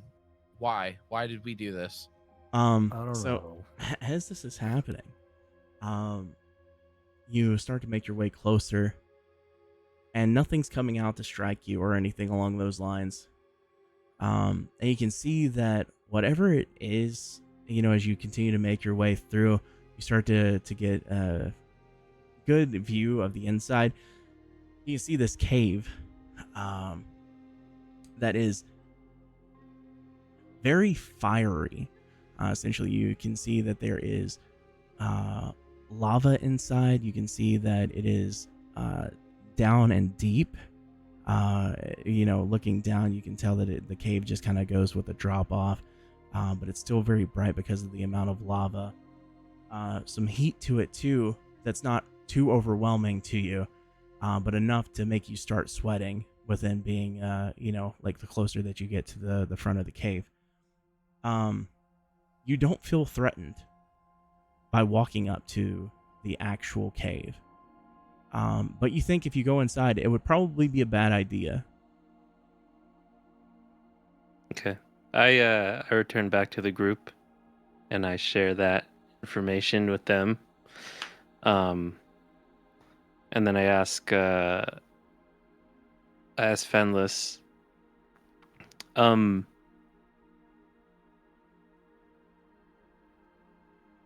yeah, I am torn between trying to help here and getting back to the glades to help protect Cynthia. Do you have any ideas, any insight on what's best for us to do? Well, I'm half tempted to believe that whatever is causing a ruckus here may be what's attempting to cause a ruckus at the glade. Fight big scary monster, run away. I mean, I'm pretty sure you guys know what my vote is at this point. Well, we also have another issue. How do we explain the two freed criminals with us now? By being big damn heroes. Okay. Yeah, where is Nalia? She's standing right with you They're guys. with us. Yeah, but Yeah. we broke 2 people out of jail and just walking with them. Yeah, Yeah, walking you're with straight up just walking with them. And the thing is, the guards don't Just be care bad because they're motherfuckers. afraid for their life. They're running. Yeah. Okay. They probably didn't even notice. They didn't notice at all. Are there any, I did a no perception guards check on left? it. So no guards are near us from. The guards that have been near you have been running in different directions. They don't care. Or dead. Or dead, yes. As one of the guards are running away, I trip one to try and get some information. Do I need to roll anything for that? I'll just let it happen. You stick your Okay. foot out and you trip one individual as he's running by you. What was that for? I hop on top of his chest and kind of grab his chin. I'm like, "Hey, bud, what was in there? What did you see?"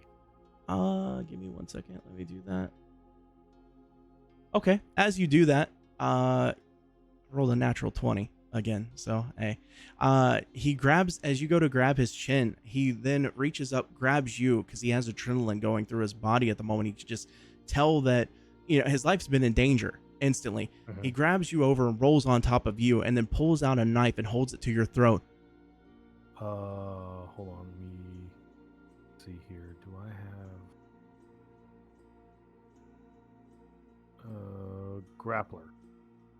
Have advantage on attack rolls against the creature you are grappling.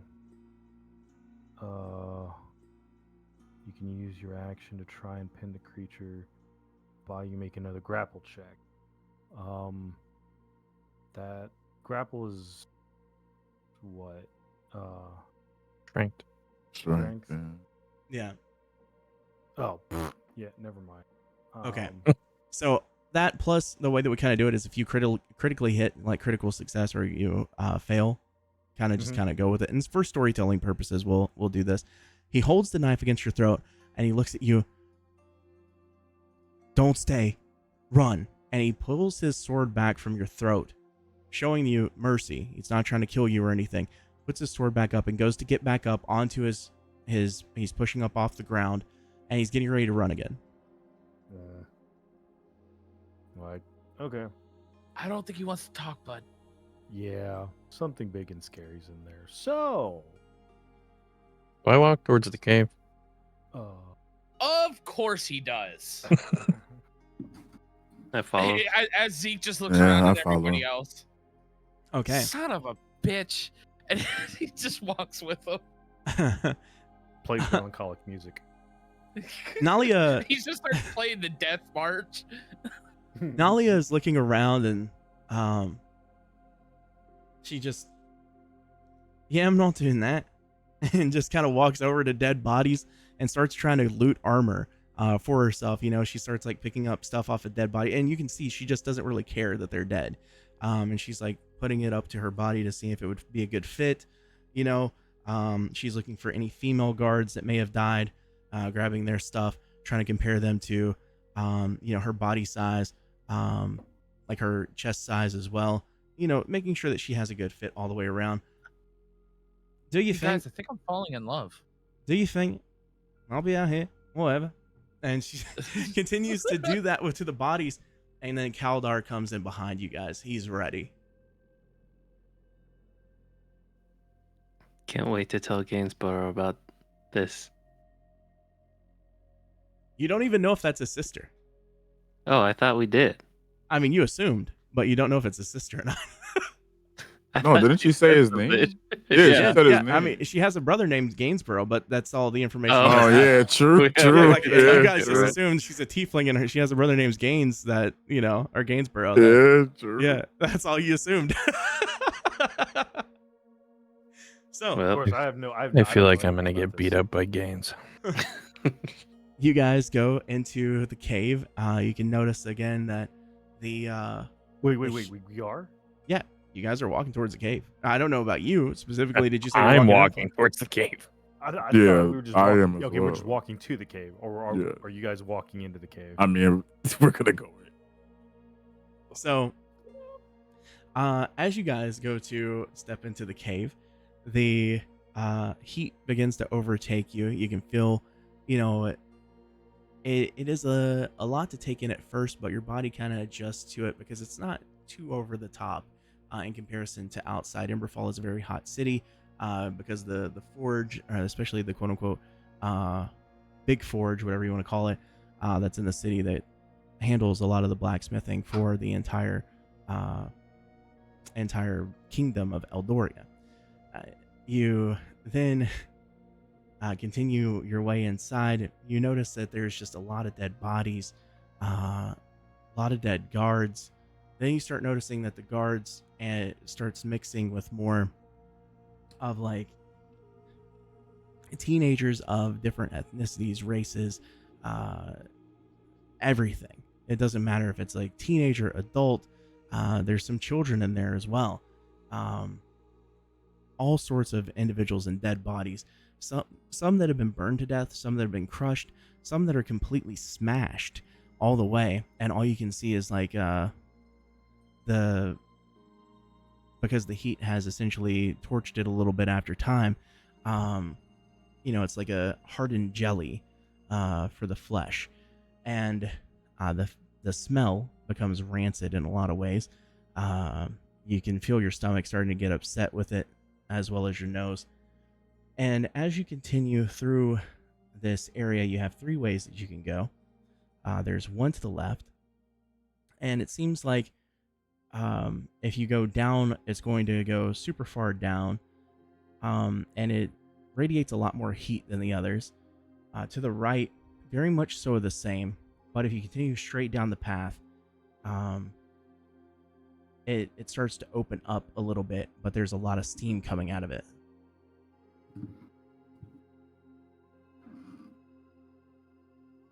I'm gonna roll a perception check to like listen down the path. Yeah, I was gonna say. I want to see if I can. Okay. Same. 16. Yeah. 8. Okay. One second. What do I hear?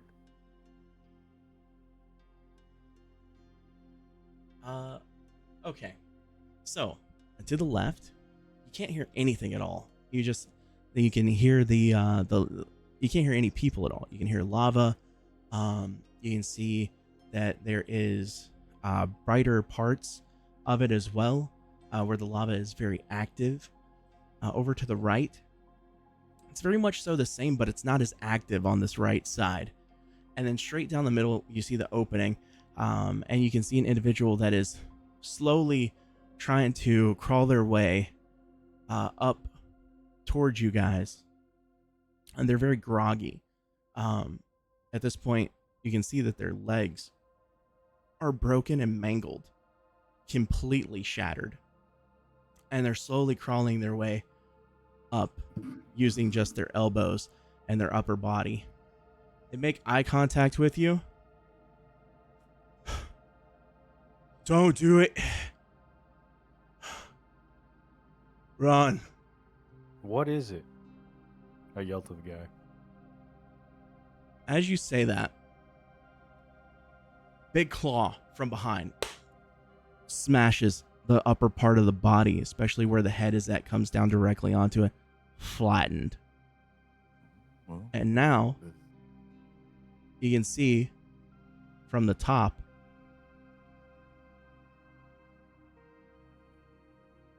everybody look in the general chat for me real quick.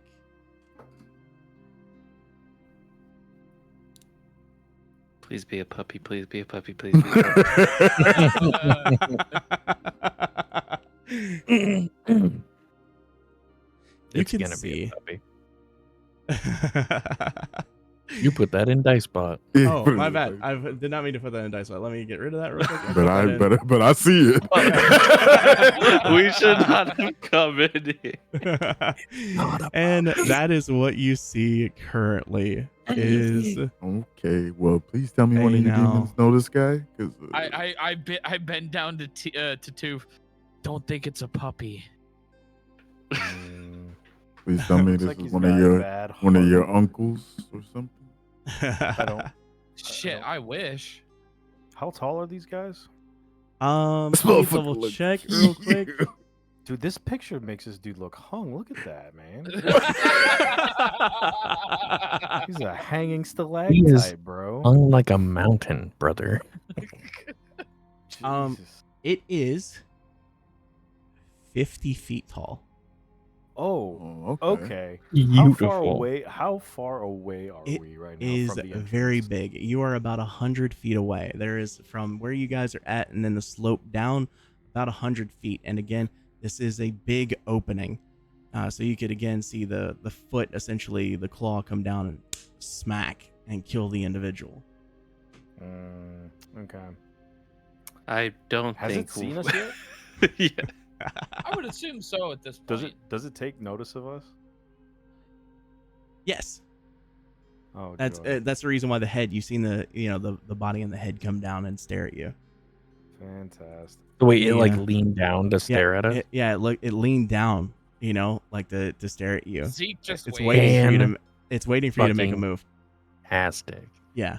So again, the body Zeke is just fully waves. the body is fully made of essentially like magma, hardened magma, the blackened lava, as it is hardened and condensed, and inside you can see the various parts of lava with the body as well, the face and the horns that protrude from every single side, as this scourge is staring now directly into your face. You can see the teeth, where teeth would be, is actually also lava, but it's still hardened to a degree, and the eyes super bright. I don't feel like we're ready for this. Nope. So bent down looking at us, how far is it away from us? 100 feet. 100 feet. Yes. And 100 we're feet. 100 feet away from the opening from the opening we came in. Yes. It is waiting. You can see that even though it's bent down and it's staring at you, it's waiting to see what you do. I lean over. I think I have an idea. He's just staring up at him. Is it run? He That's step 2. And he pulls out his violin and it starts to glow as he goes and casts sleep on it. Oh joy! Hell no. I'm dashing. Yeah, I'm running out of here. running. This motherfucker's 50 feet tall. He'll catch up. Nah, as soon as he pulls that violin out, starts that bullshit, I'm running, bro. What do I Go have in ahead. my inventory? What do I have in my inventory? It has to. Oh god. Oh god. Oh god. We're all gonna die. And before I run, I touch him on the shoulder. I give guidance. Have a quick guidance. I'm out. Wait. I love this. I cast Pass Without a Trace. Okay. Are there any rocks or anything? Currently around you, no, there's not. It's just a lot of the dead bodies, and it's a slope going down, so it's pretty smooth, going down. Love you, see you. Good night. Okay, So we all have a veil of shadows and silence radiates from me, masking us all from detection. And You have to break line of sight currently before that actually works, because right now it does have line of sight of you. It is literally staring at us. It is staring at you. Looking. it doesn't say anything about that. That's just like kind of rule of thumb with it. Okay. Trevor, can you back me up on that? You're way more. Pass without a trace gives you basically like base rule level. It gives you +10 to stealth. Okay. But in order to roll stealth, you have to be doing something stealthy. And right now, that puppy is looking at us. So I don't cast that. Is that okay? Yeah, Alright, save that so- spell slot, buddy. I'm so I have to roll 7d8 Okay. and see if I get to its hit point. Okay, go ahead. No. Oh, yeah, see, I'm glad I'm running. Let's see it. 41? 41. Does it fall asleep? It does Hell fall no. asleep. Oh, What? You What can, fucking world? you I can turn around and look at you guys. Go, go, go, go, wait, go, go. hold on. play. No. That- Hit me with the song real quick. Something off the fly. Play that funky music, white boy. Oh, I actually sent you something in your DMs already of what he plays, the music he plays. Okay. boy. Let me do this.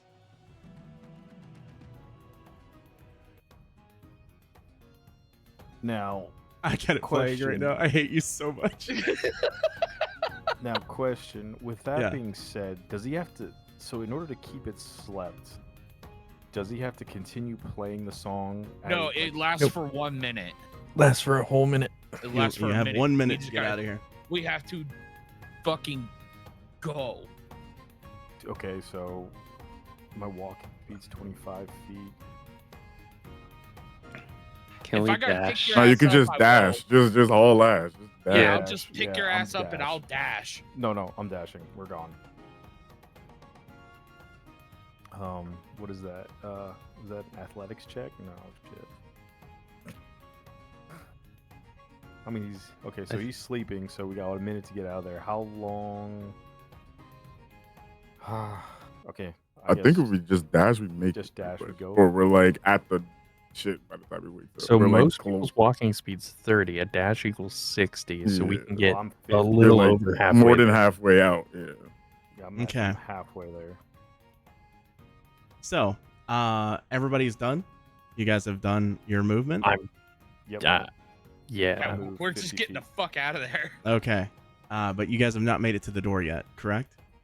Nah, we're No. like slightly more than halfway out. Yeah, 40 feet away Okay. from the door. 1 second. You might want to cast that thing because he doesn't see us. We broke line of sight. If we're doing, I don't know how if we're doing combat rules, dash is my action. Yeah. Oh shit! So Is it not a bonus action? Can you not cast it as a bonus action? no, it's an action. Damn. Bonus action. Okay.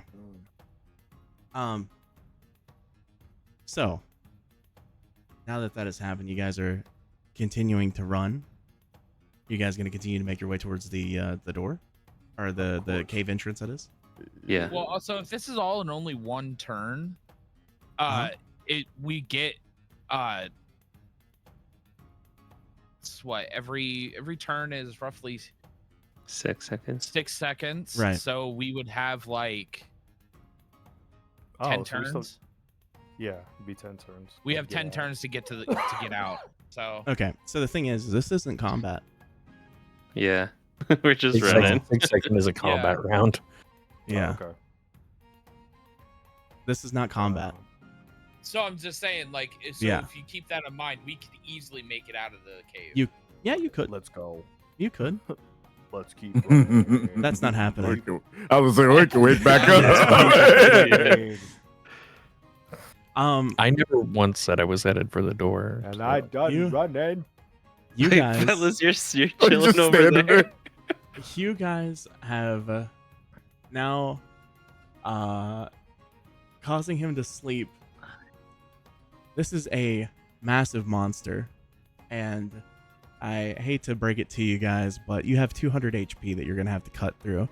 This monster is very big, and because of that, the sleep only lasted for about 15 seconds before the monster reaches up its hand, its claw, and then as it reaches up, it turns its hand towards itself, and then you see the claw clench.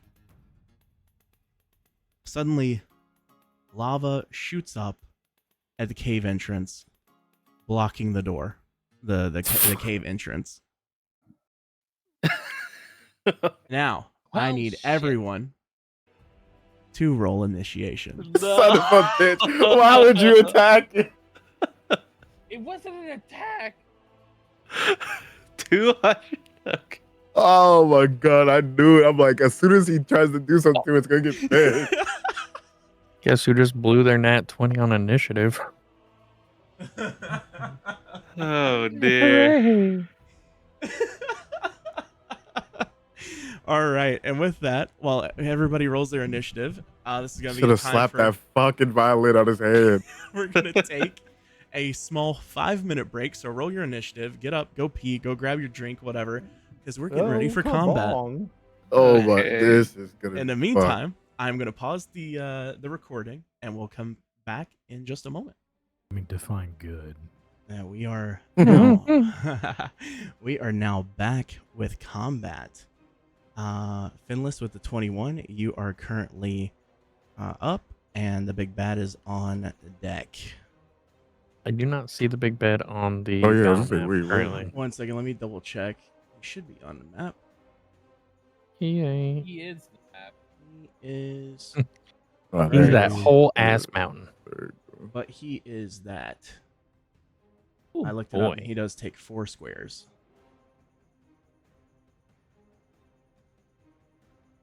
I think he's further away though. Yeah, I don't know if we can use this for measurement. Yes, I 'cause will I'm allow it. So I'm 20 feet away? Yes, you are 20 feet away. That's even better. Okay. Fantastic. So I'm going to look at this big piece of shit and be like, cool.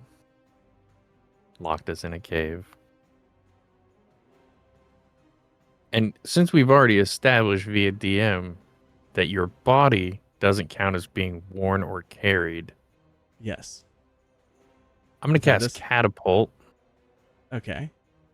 which, to read you what Catapult does, choose one object within range that isn't being worn or carried. The object flies in a straight line up to 90 feet in a direction you choose before falling to the ground, stopping early if it impacts against a solid surface.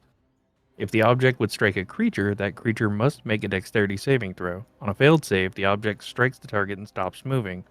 When the object strikes something, the object and what it strikes each take 3d8 bludgeoning damage. Okay. So I'm gonna cast catapult on his claw Okay. in a straight line through his body. Okay. And it's my dexterity saving throw, correct? Yes. Okay. That is, I rolled a 2 with the dex is a 4. You're good. So I don't know what that does then. You're gonna have to make that up on Yeah. the fly because I will do that absolutely. Go ahead and roll damage I for me. I assumed it was gonna stop. That means it doesn't stop, and it continues. His hand continues 90 feet through his body, continuing on its way. But I cast it at second level, by the way, so Okay. that's 4d8 for starters for 15. Okay. And if we just want to say, since he's a solid body, Yes. it stops. So the thing that was thrown, his hand, which is Yeah. him for 48, hits him, and he also takes 48 Okay. because they're both him. Yeah. Okay. Do the second to 48. So he takes 30. Okay, he instantly takes 30 damage. Nice. So essentially, you reach out, and as you reach towards, like you throw your hand towards his hand, and you grasp. As you grasp, the lava that is a part of his body, essentially, it rips off at the elbow that would be of the scourge, pulls it towards you, and then you launch it directly at his chest, hitting directly towards like the stomach area, just below where the heart would be, and it slams directly through, leaving now a massive hole in the middle of its body, and the lava continues to then flow out of the left hand or left arm where the elbow is at, and slowly turns back into a hand, and the lava, as it flows down from where the heart would be, it then fills its body back up, but you can hear the as it gets hit, now doing an excellent amount of damage. 30. Good job. 3. And then I'm gonna go over here. Okay. And throw a ball bearing at him. Okay. They're at will. Yeah, hey, you're good. Ball bearing is this one. Okay. 12. All right. It does not hit the ball bearing that you throw. Because you had just recently changed up your distance, you throw it, and it just goes directly to the left, right where the arm would have been at to hit it. The lava just flows through the lava and then flies out the other side. Fantastic. That is my turn. All right. Perfect. And you are currently, let's see, that would be, how long of a distance are you? 25 feet? 25 feet. Okay, the big bad now moves his way towards you. Yay! Yay, indeed. And Fuck. the it takes and does 3 attacks. It's going to be a multi-attack here. Taking the right hand, that would be, I'm going to kind of make this up on the fly, so bear with me here.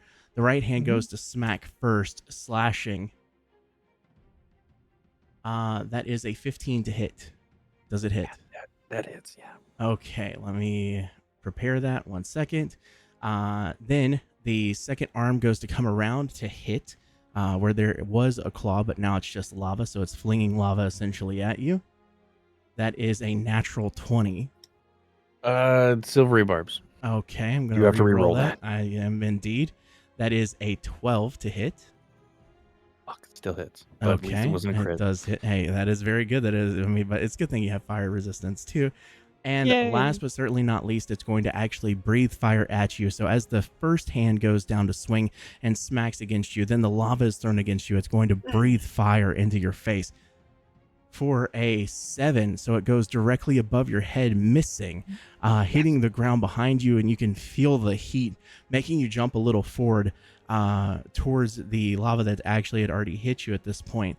It is going to be for the first hit, It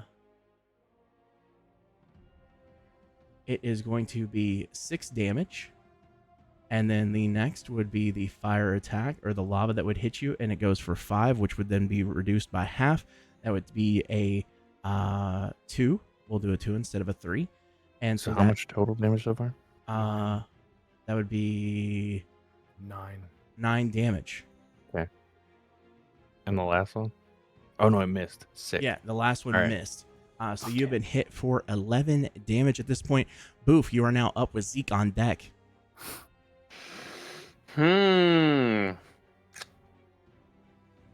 Okay.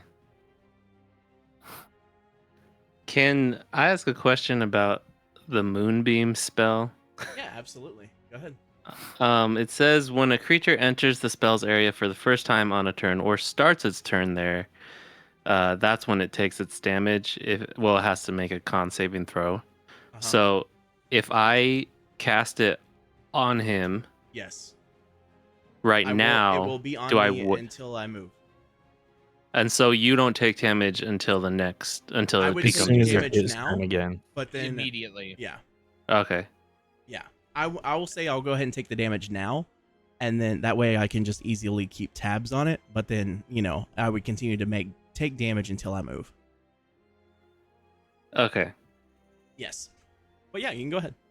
All Which right. Yeah. hopefully he moves. Yes, I will cast Moonbeam. Right. Can I do like a little thing? Do I draw an ellipse? A 5-foot cylinder. Um, Do you guys see that? I thought there was. Yeah. You Yeah, guys see that you're little making the pink Yeah, circle? the little pink circle on the top. Yes. It's Does like that you're work? hitting its shoulder. Okay. There is a tiny You're hitting the little pink right circle. shoulder. Oh, okay. Well, can I move that? Go boom. Fuck it. It's hitting them. Damage is damage. Wait, I want to, center it if I can. I just don't know how that works with a Yeah, there four you square go. person. Okay. Yeah. So let's see. You have to make a Constitution saving throw. It takes 2d10 radiant damage on a failed save, or half as much if damaged on or half as much damage on a successful one. I rolled If- 7, so you have natural hit.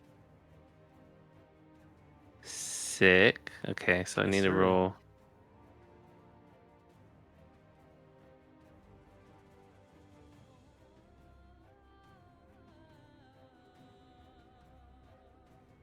Nine?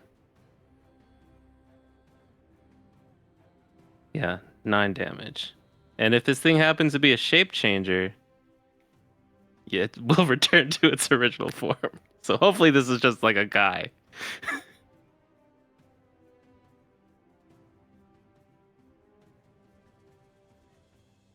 I wish. No. It is not a shapeshifter. It is just that is it. Sorry. Okay. And I think that's all I can really do. Okay. Yep, that's all I'm gonna do. All End right. turn. How much damage did it do one more time? 9. 9. Okay. All right, cool. Okay. And now, Zeke, you are up with Mir on deck. Okay, so with my violin, I'm going to play some a succession of some harsh tones Okay. as I chant out to the creature, "Your mother was a geyser!" As I vicious mockery. Okay. It has to make a DC 14 Wisdom save. 16. That is not with my modifier. With my modifier, it would be a +3, so that makes it a 19. So it is. Okay. Noise canceling headphones.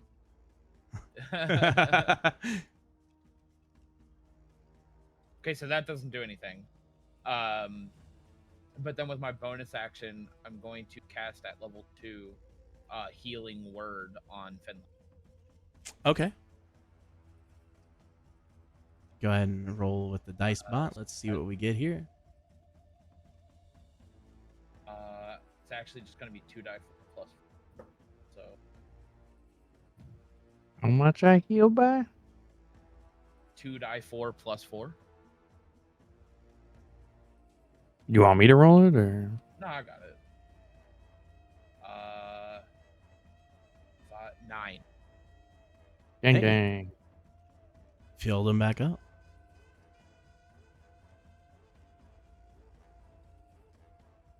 Gang gang.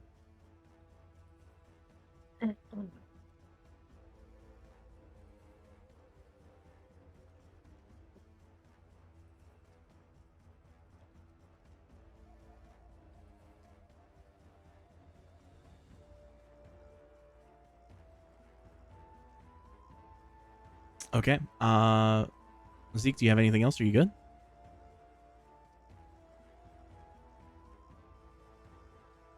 Zeke? No, I don't. I can't. Okay. Mira, you are up with Kaldar on deck. Alright. Quick question: the way that the scourge is facing right now, what would be considered as back?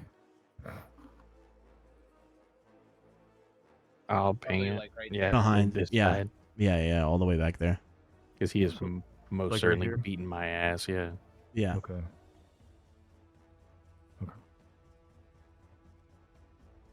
If you're concerned about sneak attack, he's in melee combat now, so you can be in front of him too. Okay.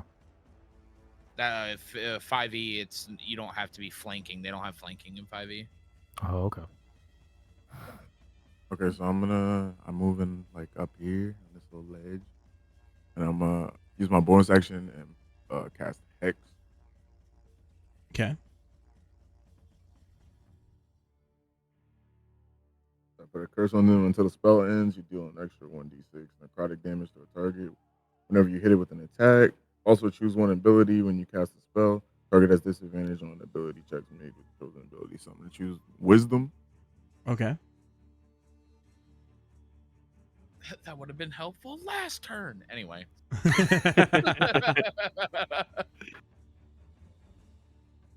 And then I'm going to cast Toll of the Dead, which it'll be a Wisdom 15 save with disadvantage.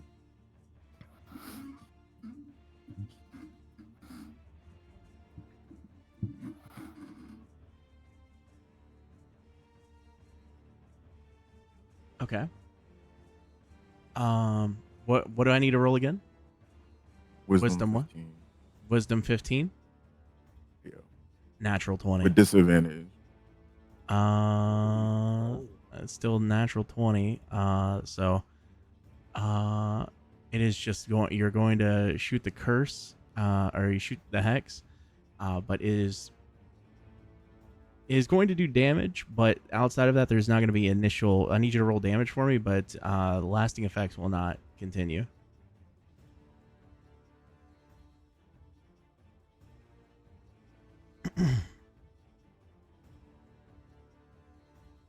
But no, there's no save Yeah, on the Hex. there's no save The- for hex. The This was Toll of Oh, the there is Dead. not? Oh, sorry, I No. misunderstood. Gotcha, my bad. Okay, so how Not, much damage like, is it? So it's just basically any wisdom save going forward until I end the spell. He has. Oh, okay, disadvantage. gotcha. Okay, was there damage or no? Yeah, since he got the save, it'll be a 1. I was about to say, I was about to look that up too. I'm like, Yeah, it'll be a 1d8, and then he'll take extra damage from the Hex. Hold on. Okay, and go ahead and roll for, or tell me what the damage is, and I'll jot it down. Look, I can't speak English.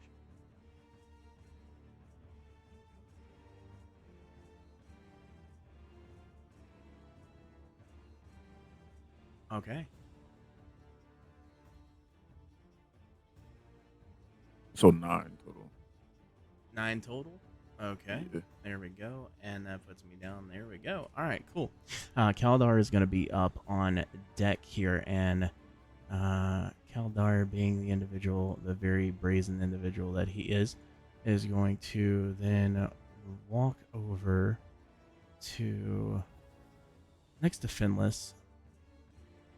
And then he's going to do 2 specific strikes here. Just straight up punches towards the beast, towards the jaw. Nice. First one is a natural 20. Second is a natural 20. What? What the?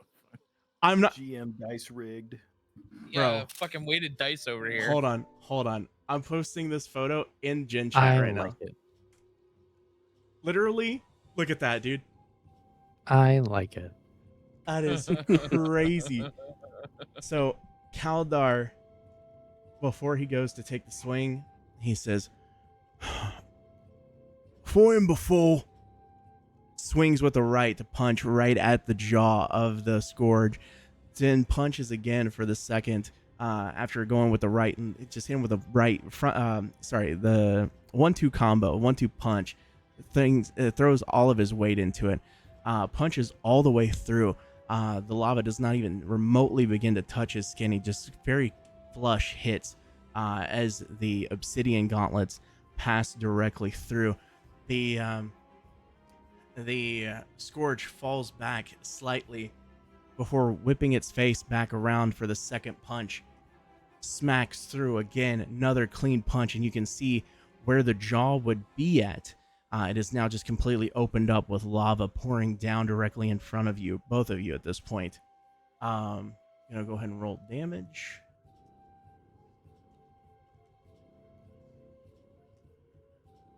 Okay. That ends up being a, oh my goodness. So because these are crits, let's see, that is 36 damage. Yeah, boy.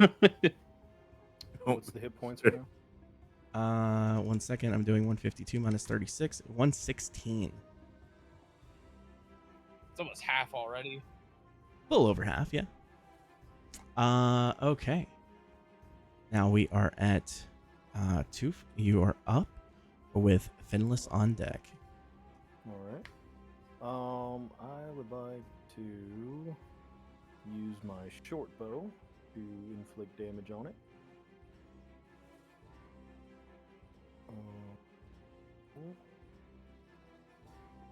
That is an 18 to hit.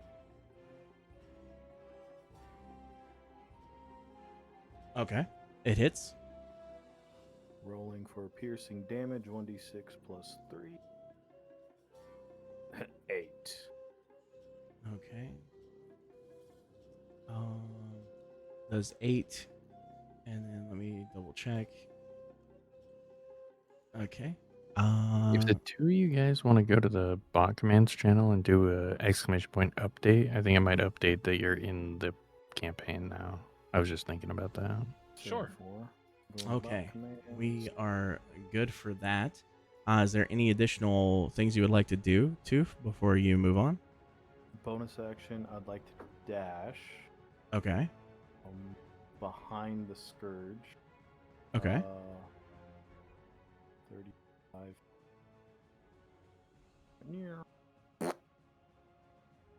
And that'll end my turn. Okay. Nice. Okay. Can everyone dash on a bonus action, or is it just Just That's what I was rogues. saying. Just rogues. Oh, okay. I was gonna say, It's cunning action. cool. They Okay, can- Finless, you are up with the big bat on deck. Nice. I think they can dodge, hide, and dash. Disengage, hide. Disengage, that's what it is. And Oh, dash. jeez. Cool. So he still has his left arm, yeah? His left arm at this point is more lava than it is the blackened lava, essentially the magma that is hardened. Well, so the left arm's the first arm that I tried punching through his Yes. body. Correct. Cool. And now I'm gonna do his right. Okay. Go ahead. Dex save. Dex save. Let me Or do I that think now. we noted that that's not. He doesn't have to make a dex save because it's Correct. going. Yeah, you're fine. It's yeah. Okay. So I'm just gonna roll the dice. Like instead it. of rolling 2, I'm gonna Yeah. roll like this. Nope, that's incorrect. Oh, 17. Okay. That's a hit. I rolled 8d8 and rolled 17. There are what? 1, 2, 3, 4, Yeah. 5 ones in there. That is Fuck me. crazy. That is That is so a second level spell slot. Bitch. crazy, dude. Okay, cool. Well, he no longer has another arm. All right. So the arm comes flying off and then flying back towards his body again. But this time the body mostly absorbs the arm, and begins to heal more of the inner part of his stomach, now turning more towards the black scourge that you had been used to, instead of it being more of lava. The arm quickly begins to come back and regenerate with the lava as well, and both hands now just being direct lava instead of being the hardened black. Uh, all right. And now, yes. What's up? Fucking Ball bearing? ball bearing. Yeah. I almost forgot. Ball bearing. All right, go ahead. 20. Dirty 20. All right, dirty 20. Go ahead. It is. Okay.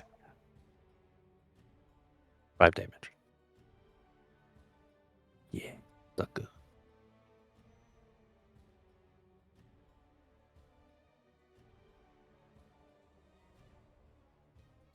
Yeah, I whip a supercharged ball bearing at him for 5 Okay. damage. The ball bearing comes flying directly at the throat where Kaldar had already punched through. The ball bearing hits directly in the throat. You hear the and it comes bouncing out the back. The ball bearing now completely asunder, smacks the wall, and then comes back and hits him again in the back of the head. The ball bearing now literally inside of his skull, the back of the head, that is, of the scourge. Let me jot down the damage here. All right, and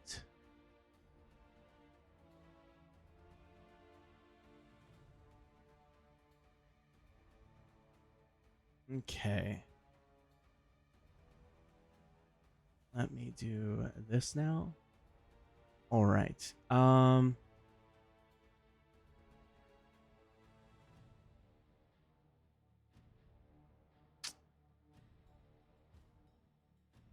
Let me take a look at the board here.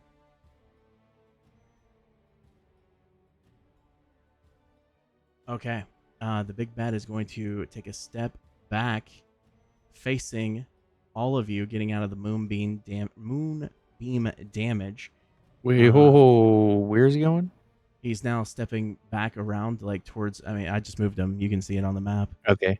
Then he Yeah. gets a attack you of guys can opportunity take. from Yeah. me Yeah, go and ahead. Kaldar. I had already. What planned about that. me? Am I too far? No, it's only for people that are directly close to him. It's only people that are threatening his square. So Yeah. me and Kaldar Kaldar. and Tooth. nope, Tooth doesn't get one because he moved over Tooth and didn't. He's still technically engaged with Tooth. Gotcha. Okay. Yeah. He has That's to my move bad. away. But Kaldar he's did not hit. catching. He goes to swing, but Maybe. because he's stepping away, Kaldar punches and misses. And the same thing 7. happens here with with Finless as well. Both go to take a stab with the dagger, and the other with the gauntlet. Both boom. Just as he's walking over top of Tooth, both miss, go directly into the air. Now here we are. Okay. I'm Going gonna- to perform. So does he see me though? Does he see me? Yes, he does. Well, it says that I can attempt to hide even when you're obscured only by a creature that is it. Would he be obscured? Would he be able to see me? Because I'm, I guess by a creature that is at least one size larger than you. He would still see. He's definitely one size larger than Yeah. you, though. He definitely sees you in this instance, and with this,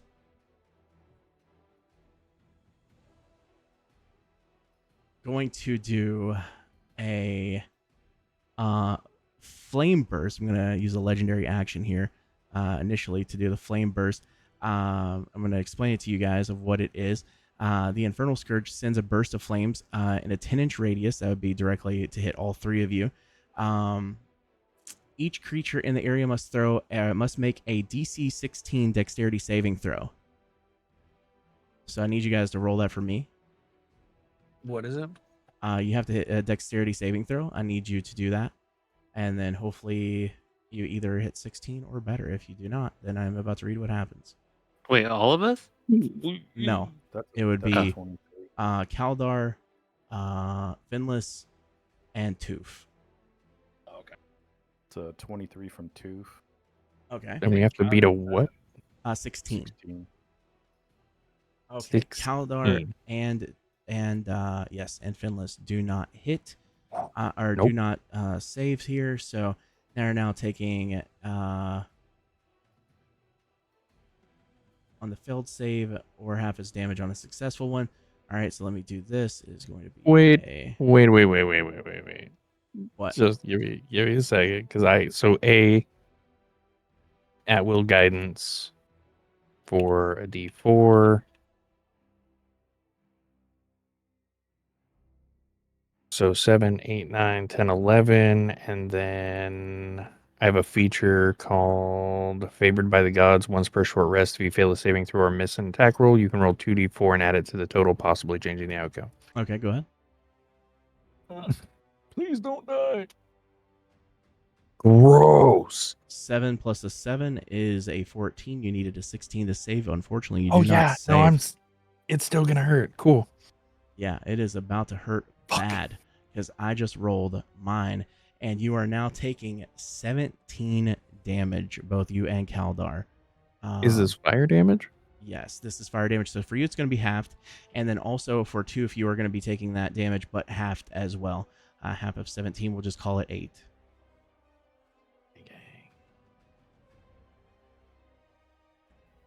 Is Keldar enraged? No, not at the moment. He will be now. Yeah, he will be after this, but yes. He may want a bonus action rage on his turn. Yeah. Let's see. Can somebody check Kaldar's hit points for me real quick? I apparently deleted it on accident. Yeah, just a second. He had Thank you. 41 total. Okay, perfect. And then there we go. And then let me get the calculator. All right, it's down to that. All right, perfect. And now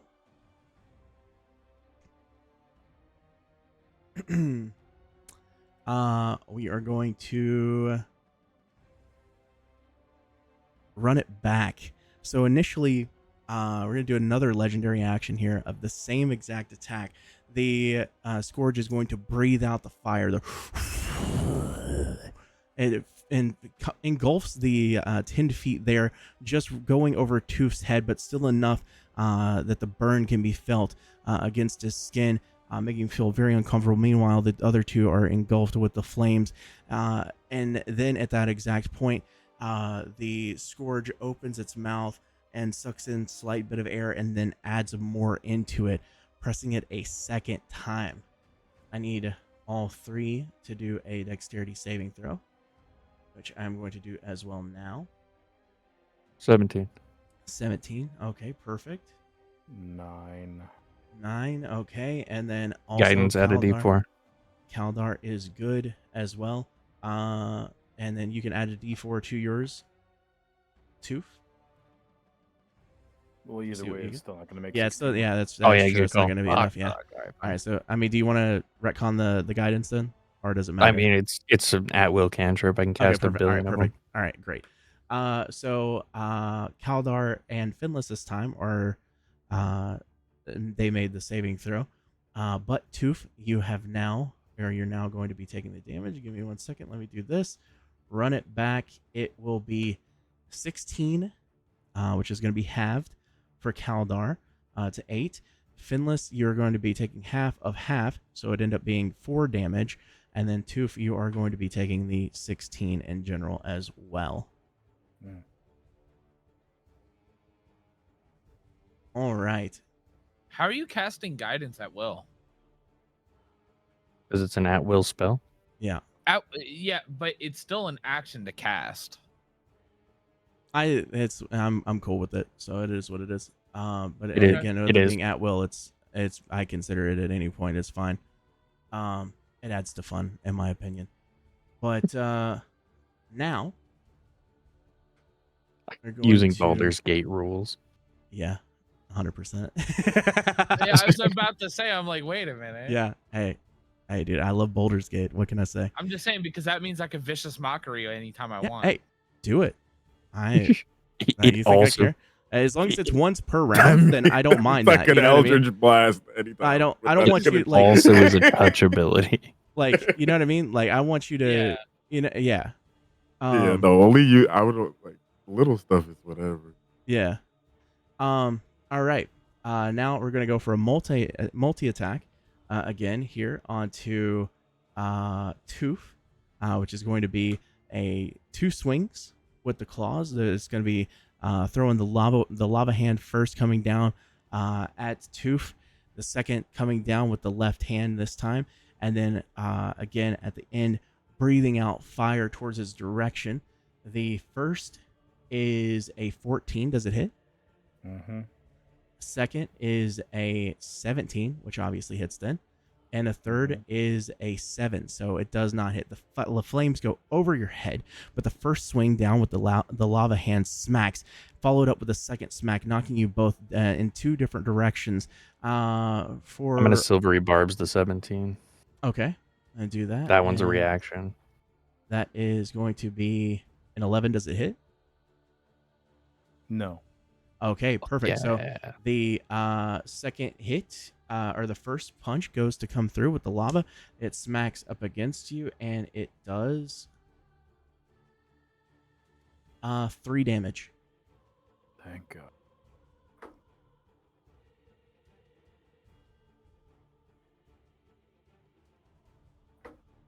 Oh, I'm hurt, boys. All right.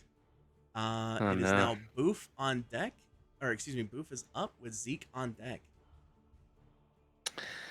I'm just gonna move my moonbeam back onto you.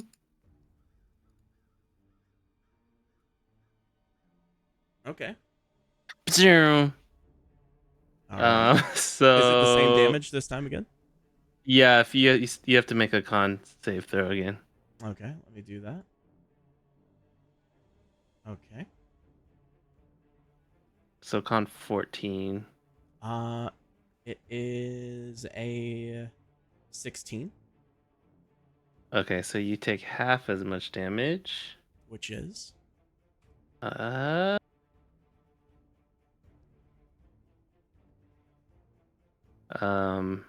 of 15, so 7. okay. Which is then going to take me to 79. Okay, so the moonbeam comes crashing down yet again, piercing through the body and smacking the floor. The scourge at this point just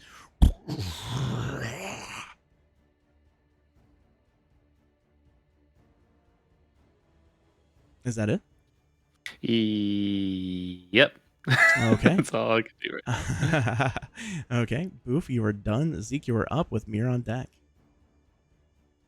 Okay, so I'm gonna hit the harsh chords again to continue a vicious mockery to hit him again.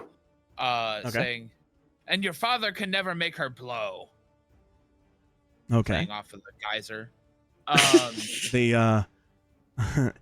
The scourge looks at you with its head tilted for a second, the lava coming down out of the neck, still running down its body. It just catches your attention for a moment and then looks away.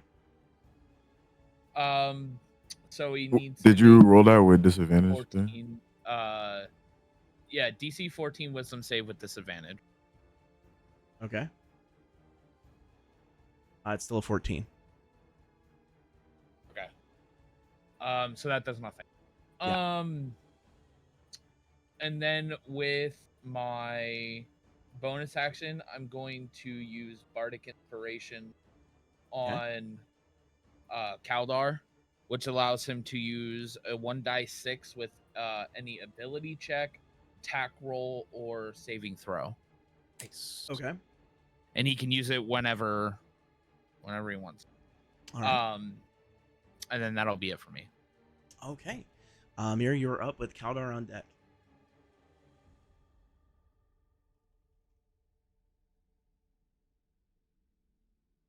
Bet. I'm gonna. Yeah, I'll cast Dissonant Whispers at second level. It's Wisdom 15 save with disadvantage. What's the radius on that? It's like one target. Oh, it's one target. Okay. Yeah. It doesn't affect an area. Nah. You guys Okay. all right? We gotta make sure we don't accidentally hit Toof with any AoE. Yeah, you guys are good. I'm hanging by tooth and nail right now. This motherfucker. Yeah. Like the name choice?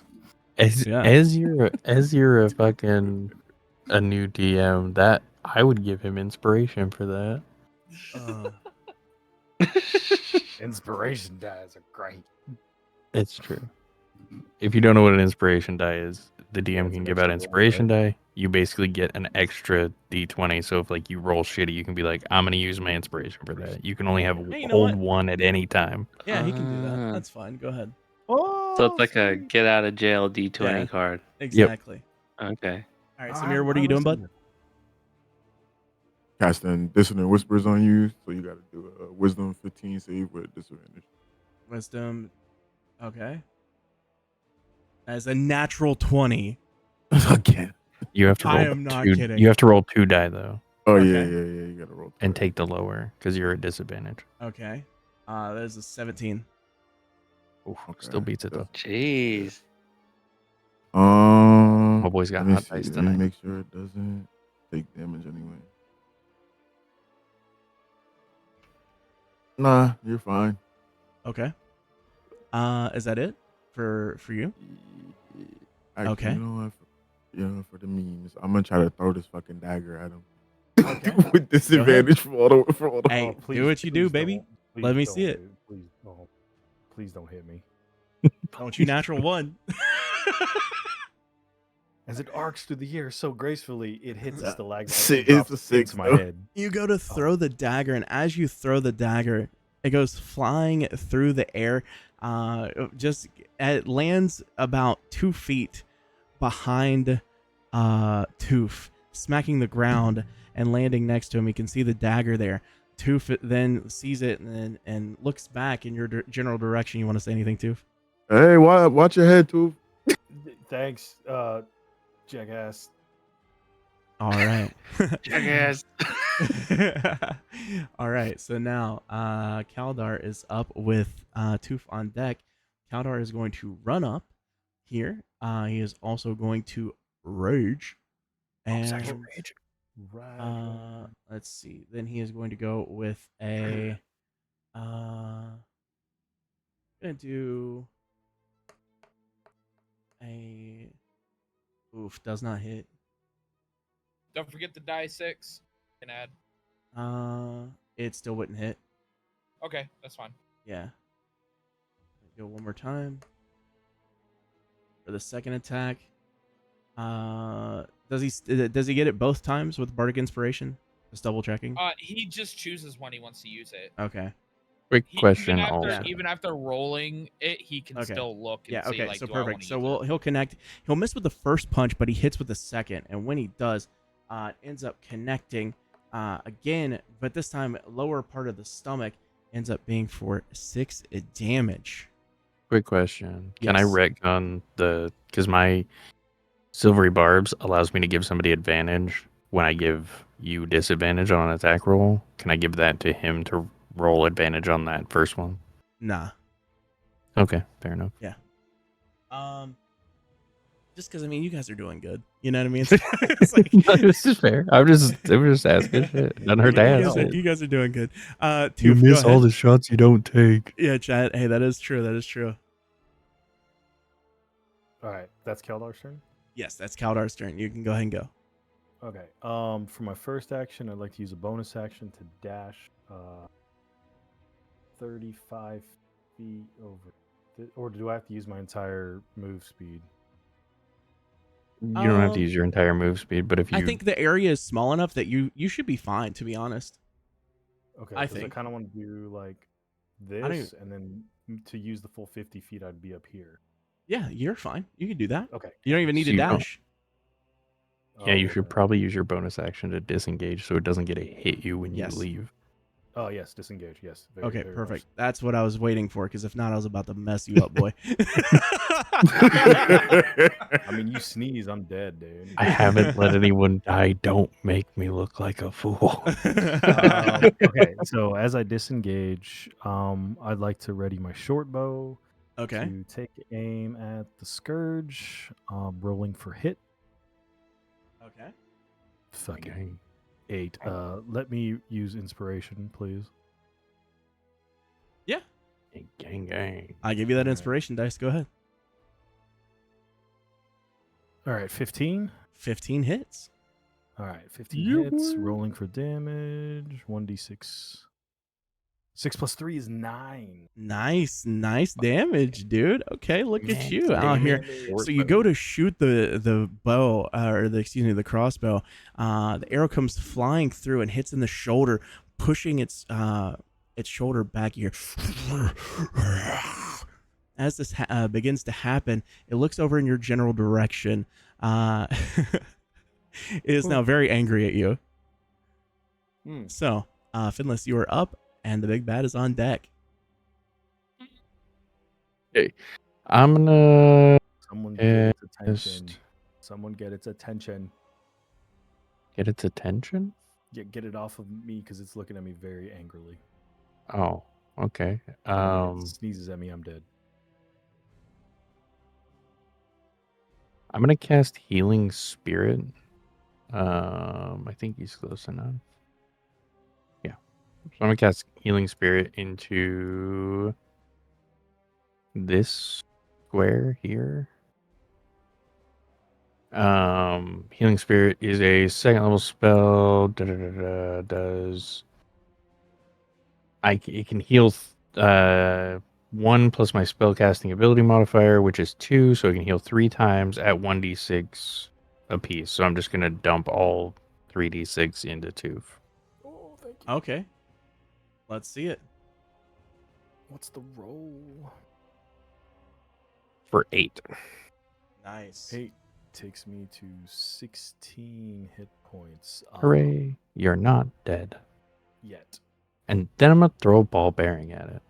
Okay, go ahead. That's like my favorite thing. The freaking just throw For a metal 11. ball at him. Watch that 11? be saving. It Oh my does not hit. The gosh. the ball bearing goes flying past, but it's just below the in between the legs, so it goes flying around the left thigh, and then smacking down. You hear tick, tick, tick, tick, tick, as it falls off into the distance.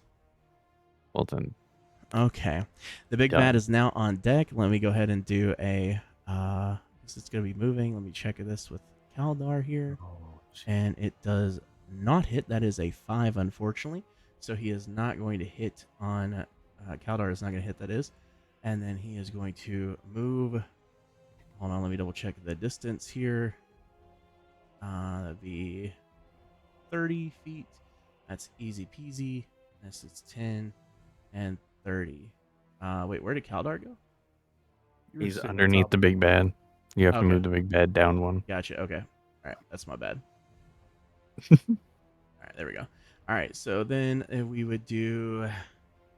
Where did Kaldar go? Yeah, I'm so confused. He's hiding. He is definitely hiding.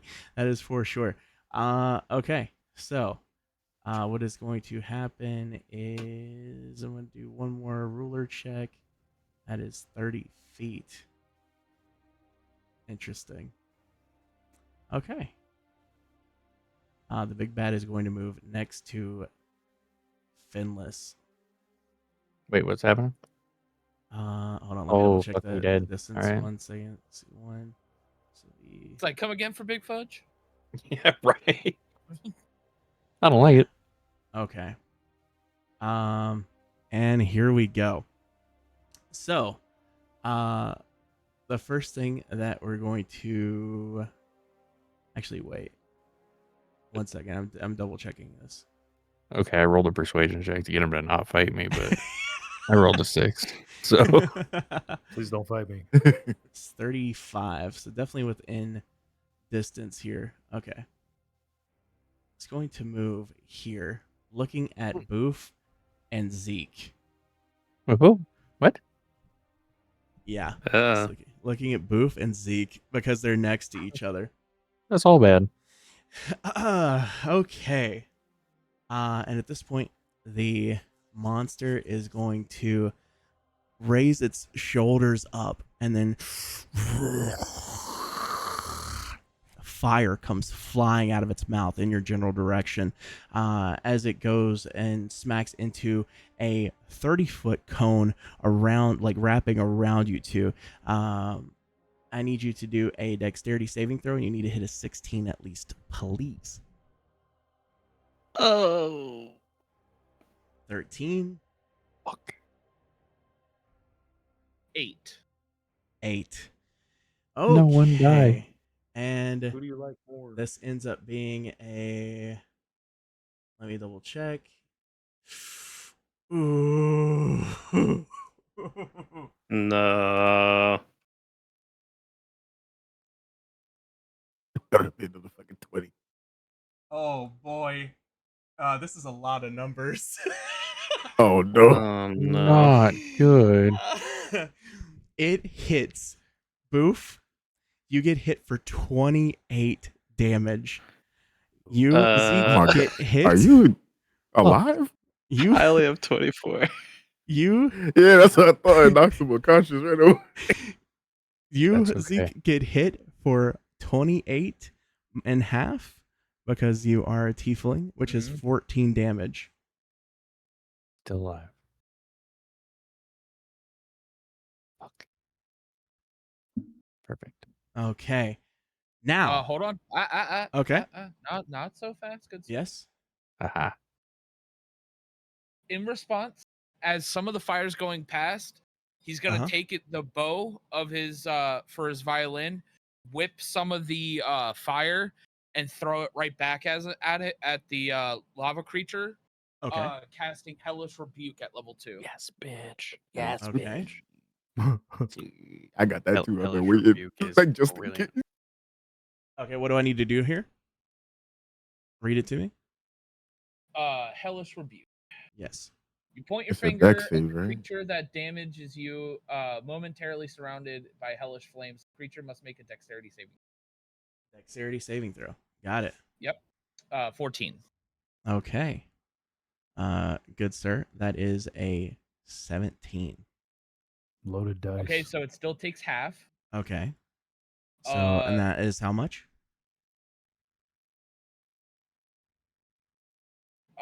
18. 18. Oh. Okay, so that in half, that's 9. All right. That Yep. takes me down to, there we go. All right, perfect. Okay. That's for Oof. my reaction then. Okay. Boof. So I have to do a death save? Yes. How? Just roll 1d20 in the dice bot chat. Exclamation point R space 1d20. Oh, I did it in. Oh, you can do it in there? Oh, no. Well, that's 1 out of 3. That's good. Okay. Zeke, you're up next with Mir on deck. Okay. Don't die. So I'm going to cast Vicious Mockery on it again, saying, "What do I even make use to make fun of you? Yeah, fuck you!" And I hit it. So it needs to make a Wisdom saving throw of 14 with disadvantage. Wisdom saving throw Disadvantage, correct? Indeed. Okay. I fail. Okay. Hex coming so, in. it's going to take 1d4 psychic damage. Okay. 1d4. That is 3 psychic damage. Okay. And I rolled a 4. That's fine. Okay. Oh no, I'll take the 4. I'll take the 4. Down to He 49. also has a disadvantage on his next attack. On his next attack, it takes a disadvantage on the attack roll, just for one attack. Okay. And then with my bonus action, I'm going to cast at level 1 Healing Word on Boof. Perfect. For 6 health. All right. So he is now okay. Get back alive. Okay. I'll take it. Do I take the health or do I just get stabilized? You take the health. You You take go the back health. up. You're up Plus +6 6. now. Yeah, you're up 6 now. +6. Yes. Also, your death saving throw fail erases because you Okay. always start at Correct. none. Okay, cool. Yes, sir. All right. Mir, you were on deck with Kaldar. Or excuse me, you were up with Kaldar on deck. Okay.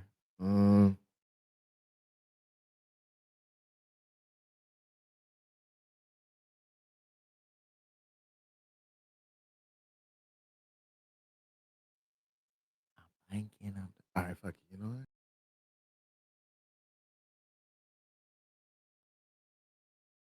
I'm gonna pop my necrotic shroud. Okay. Oh shit. So yeah, you know, his eyes stop glowing, they like roll back in his head and they turn pitch black. And then like bony wings come out his back, like angel wings that lost all the feathers. And he's just looking real demonic right now. Okay. And I'm gonna try to Eldritch Blast this motherfucker. Okay. Go ahead.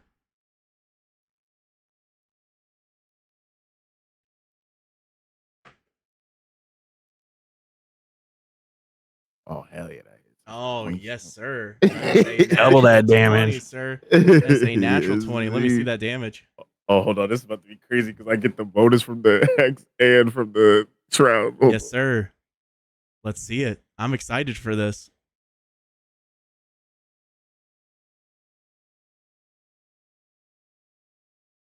Oh, wow. That was not good for that, though. 7 and then this. Oh my god. 9. I'm getting a hose. 9. Oh my 10, god, 11, dude. 12. Roll the damage on Hex again because the dice are doubled for that too on a How crit. did you Oh, what? okay. Oh, you natural 1 twice? 2 natural ones on the That was damage. Yeah. ugly. Bro, you hit a 7, natural 8. 20 and then natural 1 and 1. What? Hold on, Yeah. there's Bordeaux. Feels Oh my god. But all the dice this in his is attack bad. are doubled. 12. And then, what is it? 4 from the Shroud. So that's 16 damage taken away. Hold on. Yeah, another. Bro, you just did something so dope with your character, and then like you just got And he did no dicked. damage with it. Like, Yeah. And then the dice said nah. Bro, that's D&D. Like, Dice tell the story, man. yeah, so 16 damage. Damn, that could have been Okay. so much damage. Dude, I was so excited. I was like, man, maybe this is the way he dies. You know what I mean? But nah, nah, not at all. Okay. All right. So let me get Kaldar over here. And Wait, is Miro a warlock? yes, he is. Yeah. Okay. All right. Okay. So Kaldar Why is aren't going you to. Are you trying? done? By the way, Mir? Just double checking. Yeah, that would have been both my actions. Okay, perfect. We're going to roll. Kaldar is going to move up, and he's going That to would have take been his first 41 max swing. damage, by the way. Natural 20.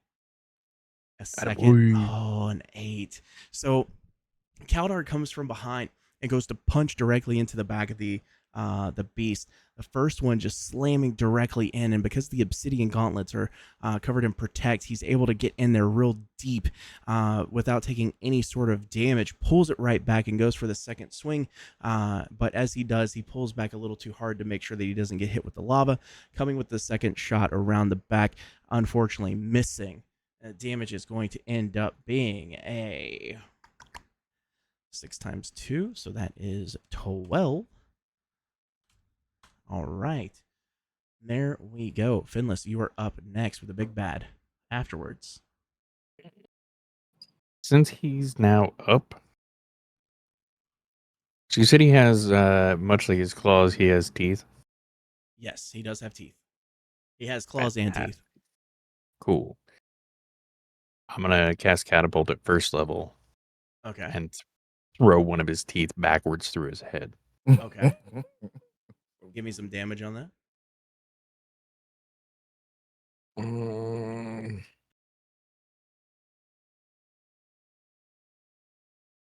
28. Okay. 28 damage? Yeah. Okay. Then it'd be still up ball bearing. Okay. All right. 15. 15 damage with the ball bearing? No, 15 to hit. Oh, 15 to hit. It does hit. 6 damage with the ball bearing. 6 damage with the ball bearing as well. Okay. So that ends up being 34, correct? Yeah. Okay. So, as you go to connect this shot, the initial shot, you take and you grab for the teeth with your hand. You reach up with your right. You close your eyes for a second, grab the tooth with your hand. You're just imagining it. You bring it over to the side, and then with your left hand, you grab a ball bearing and you throw it with your left hand underhanded to go up through the air. And at this point, you take the tooth that is inside or from the inside of the mouth, and you launch it at the same exact time, smacking into the ball bearing to have like this combination of damage with the ball bearing and with the tooth that's inside. It smacks with the other ball bearing that's inside the actual skull of the scourge, causing an explosion to happen. And then you see, with this, the head explodes. As the head begins to explode, lava starts falling out in every direction. Keller, no! And with this, I need to double check where everybody's distance is. So give me 1 second on this. Oops. 15, 20, 10, 10, 10.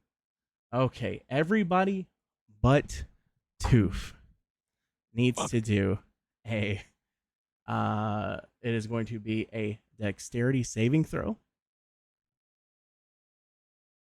16. 16. 12. 12. 13. Okay.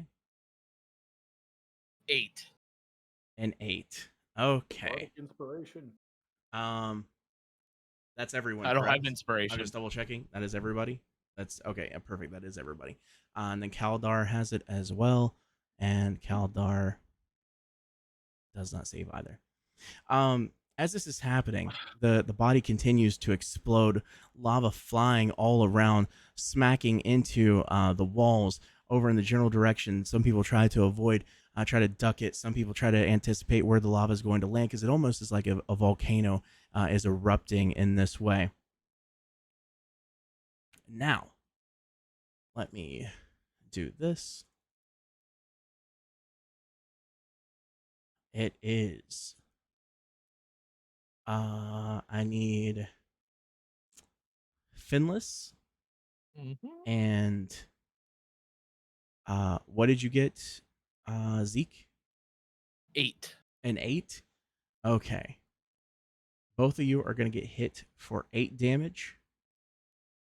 Wait. Kaldar, Mir, and Boof are getting hit for 16 fire damage. As this happens, the Scourge then explodes fully, erupting, falling down with raining lava bits all throughout the area. Toof again over to the side, staring and holding on to his chest a little bit as he slumbers over. The Scourge now completely defeated and lifeless. Did you say 16 damage? 16 damage, yes. Yeah, this, I did. this then renders Kaldar and Boof both unconscious. I got berries. Thank goodness he's dead. So combat is Since now he's over. Dead. Anybody who's down, I shove a fucking berry in their mouth. Nom nom nom nom. How many people are down?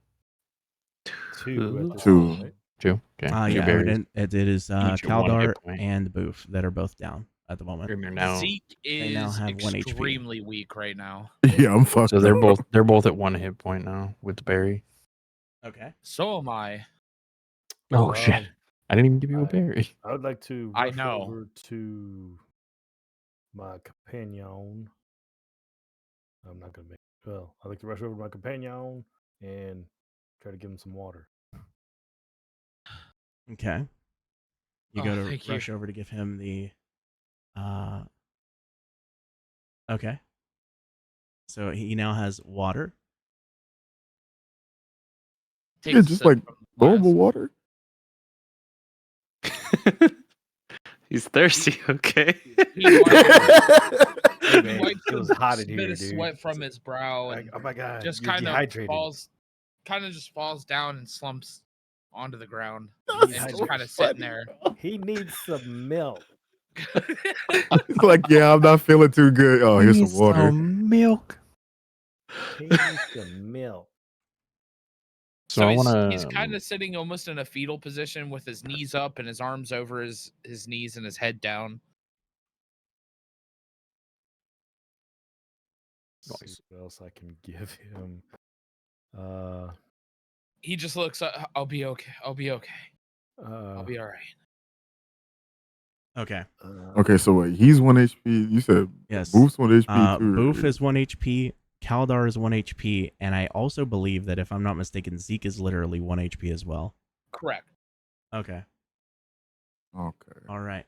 I need everyone to roll a perception check for me, please. Oh Jesus Christ! Perception. 12. Dirty Natural 20. 20. Dirty Natural 20 and a Never dirty mind. 20. Okay. 18. All right. So at this point, I'm going to ping it. 1 second. Can somebody draw for me real quick, if you don't mind? What do you need? Towards the bottom right, there's the small circular. You'll see it. You can't miss it. What? Where? What? This thing right here. Bottom right. Yes, that. Ah. You're gonna see that has directly behind that orb that is floating in the it's in the air. It's a piece of lava. There is going to be a wall directly behind it. It has some hieroglyphics on it, but it also has some writing on it as well. Finless, the closer that you get to it, you can start to see that it is infernal. Same with you, Zeke. As you make your way and you hobble over there, after getting your water and everything, you can see that it is infernal on the wall. And it reads,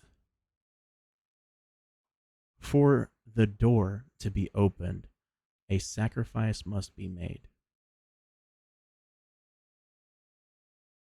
Evil words.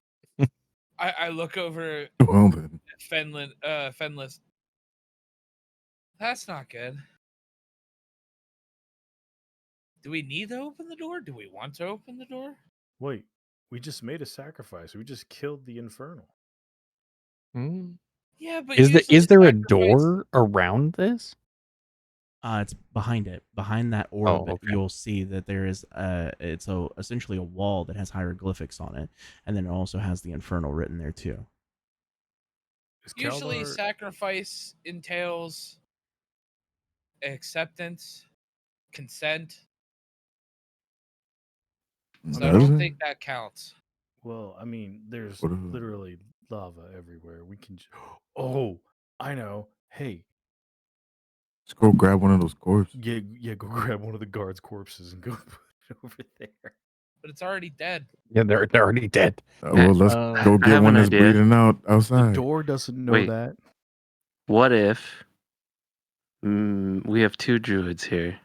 Oh no.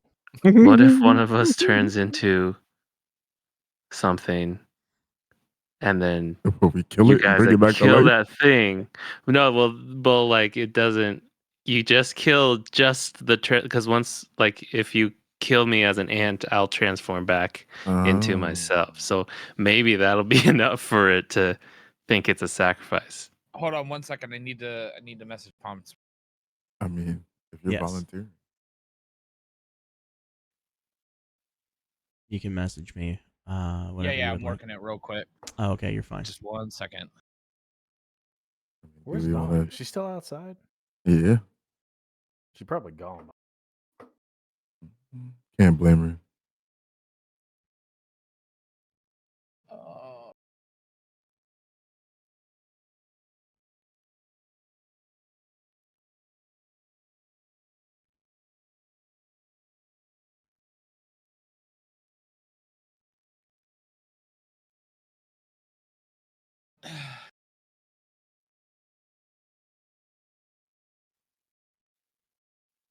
Can I ask a question? Sure. Combat Wild Shape, it says you can use Wild Shape as a bonus action, and you can use a bonus action to expend 1 spell slot to regain HP. Does that mean, is that specifically saying when I'm in Wild Shape, I can Yes. heal? Yes, you can heal yourself in wild Okay. shape. Okay, but not out of Wild Shape. Yep. Okay. And only yourself. Yeah, okay. So this is what I want you guys to do for me, okay?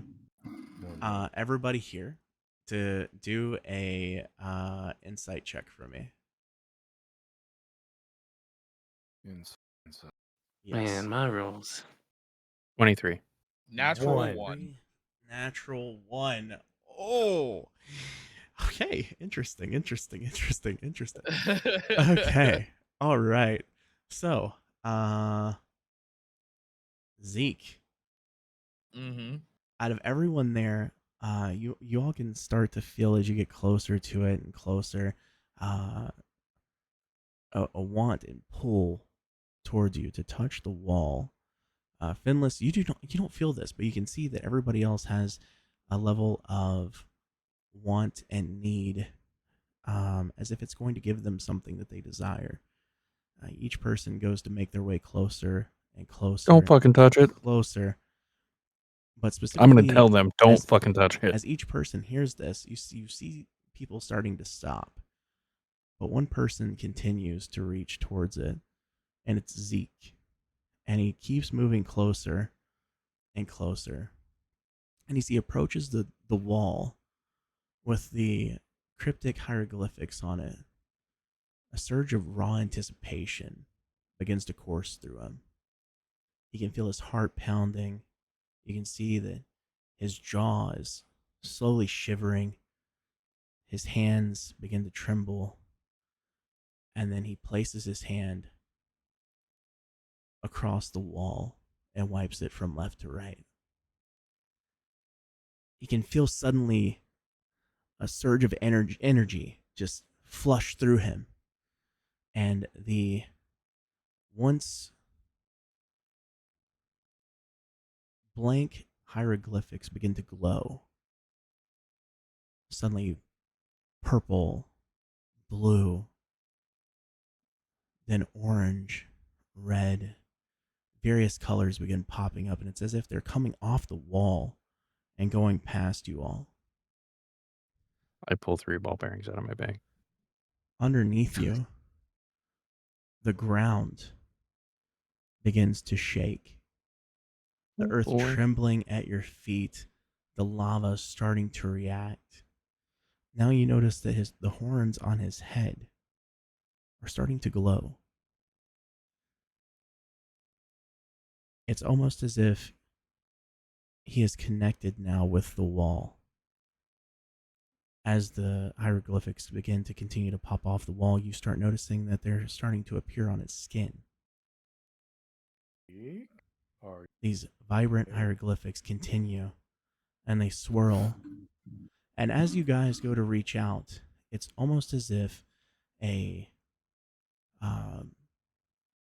the air around him is pushing you back if you try to pull him away, because he is slowly being brought further into this wall. The wall connects with him. It can see his birth, all the things that led him to here.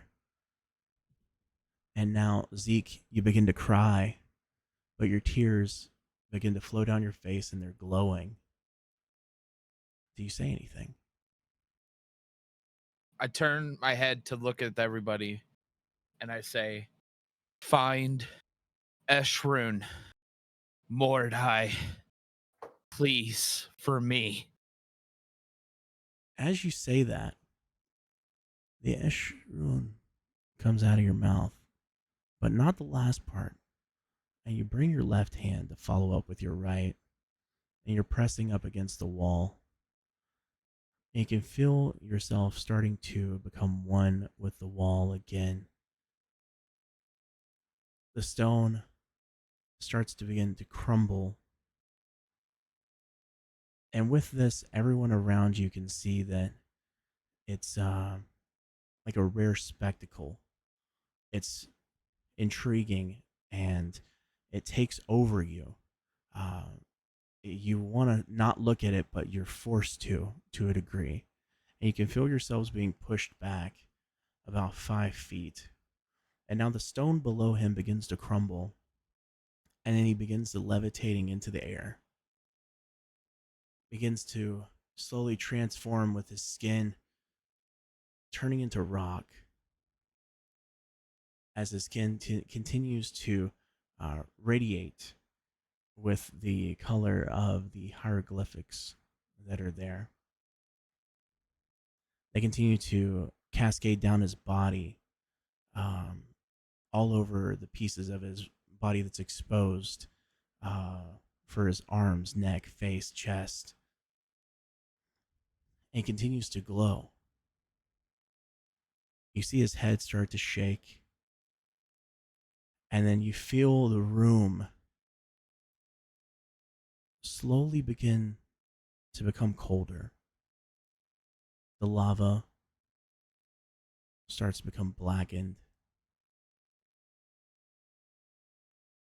And then, as he goes further into the air, his arms come close to himself. He's no longer touching the wall. The wall no longer has hieroglyphics there,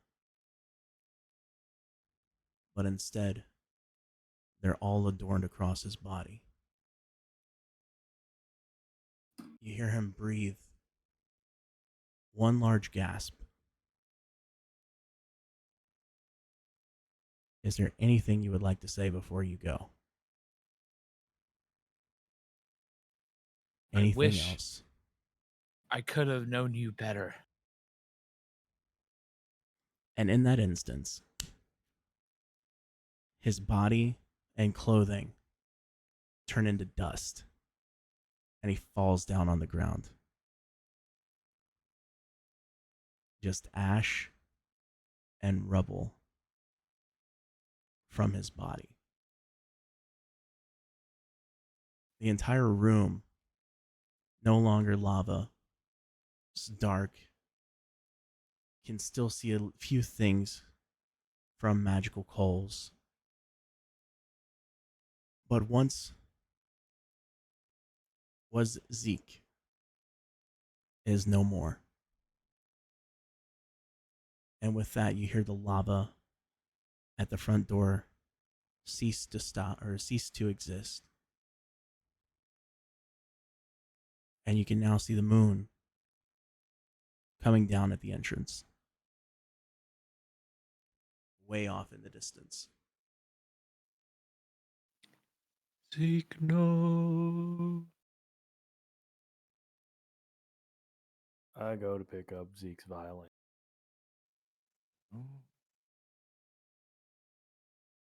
And I put it in my pack.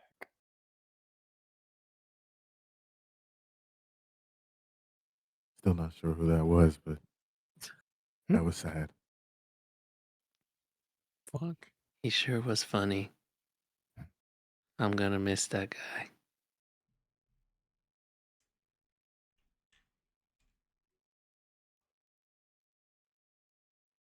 Oh, We we didn't hear the should last. We didn't hear the last part of probably that name, go. right? No. You heard No. Eshron, but that's Yeah, Eshrin. Ashton. or Eshrin. Yeah, Eshrin. sorry.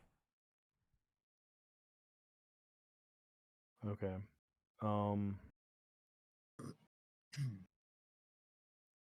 Toof internally mourns the death of his companion. Hides him wiping away tears like, all right, see if there's anything we can take off this fiery guy that we just exploded. So looking for any kind of valuables.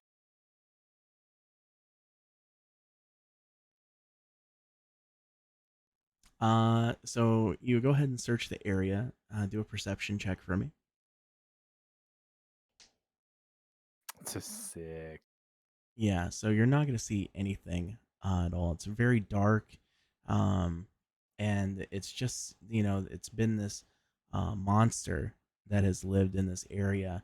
Um, this is its home essentially, but it doesn't really need anything. It's not meant for that.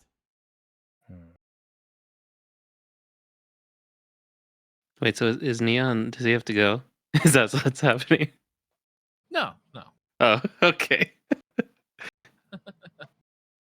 Just wanted to make sure I got to say bye, but fuck you.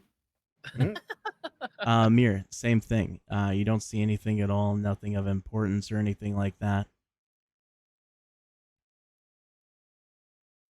Okay.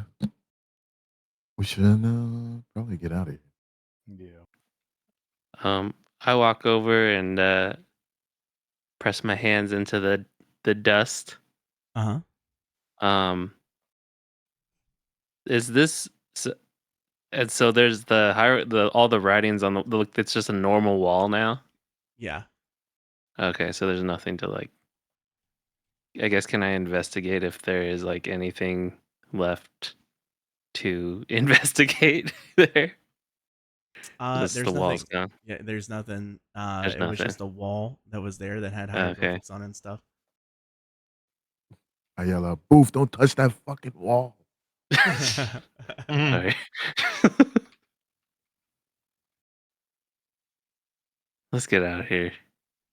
All right. Okay.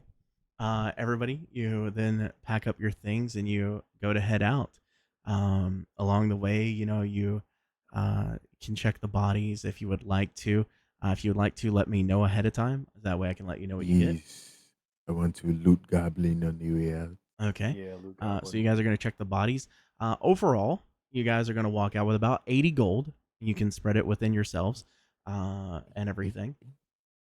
Okay. So that would be 80 gold divided between 1, 2, 3, and 4. So 4 of you, so that's 20 gold a pop. And then, the weapons and stuff like that, nothing's better than what you have. In this, it's Ember Falls guards. It's not anything too crazy, They really attack by numbers more so than anything else. And as you walk out of the cave, you can hear pandemonium. You hear the sound of screams, people panicking.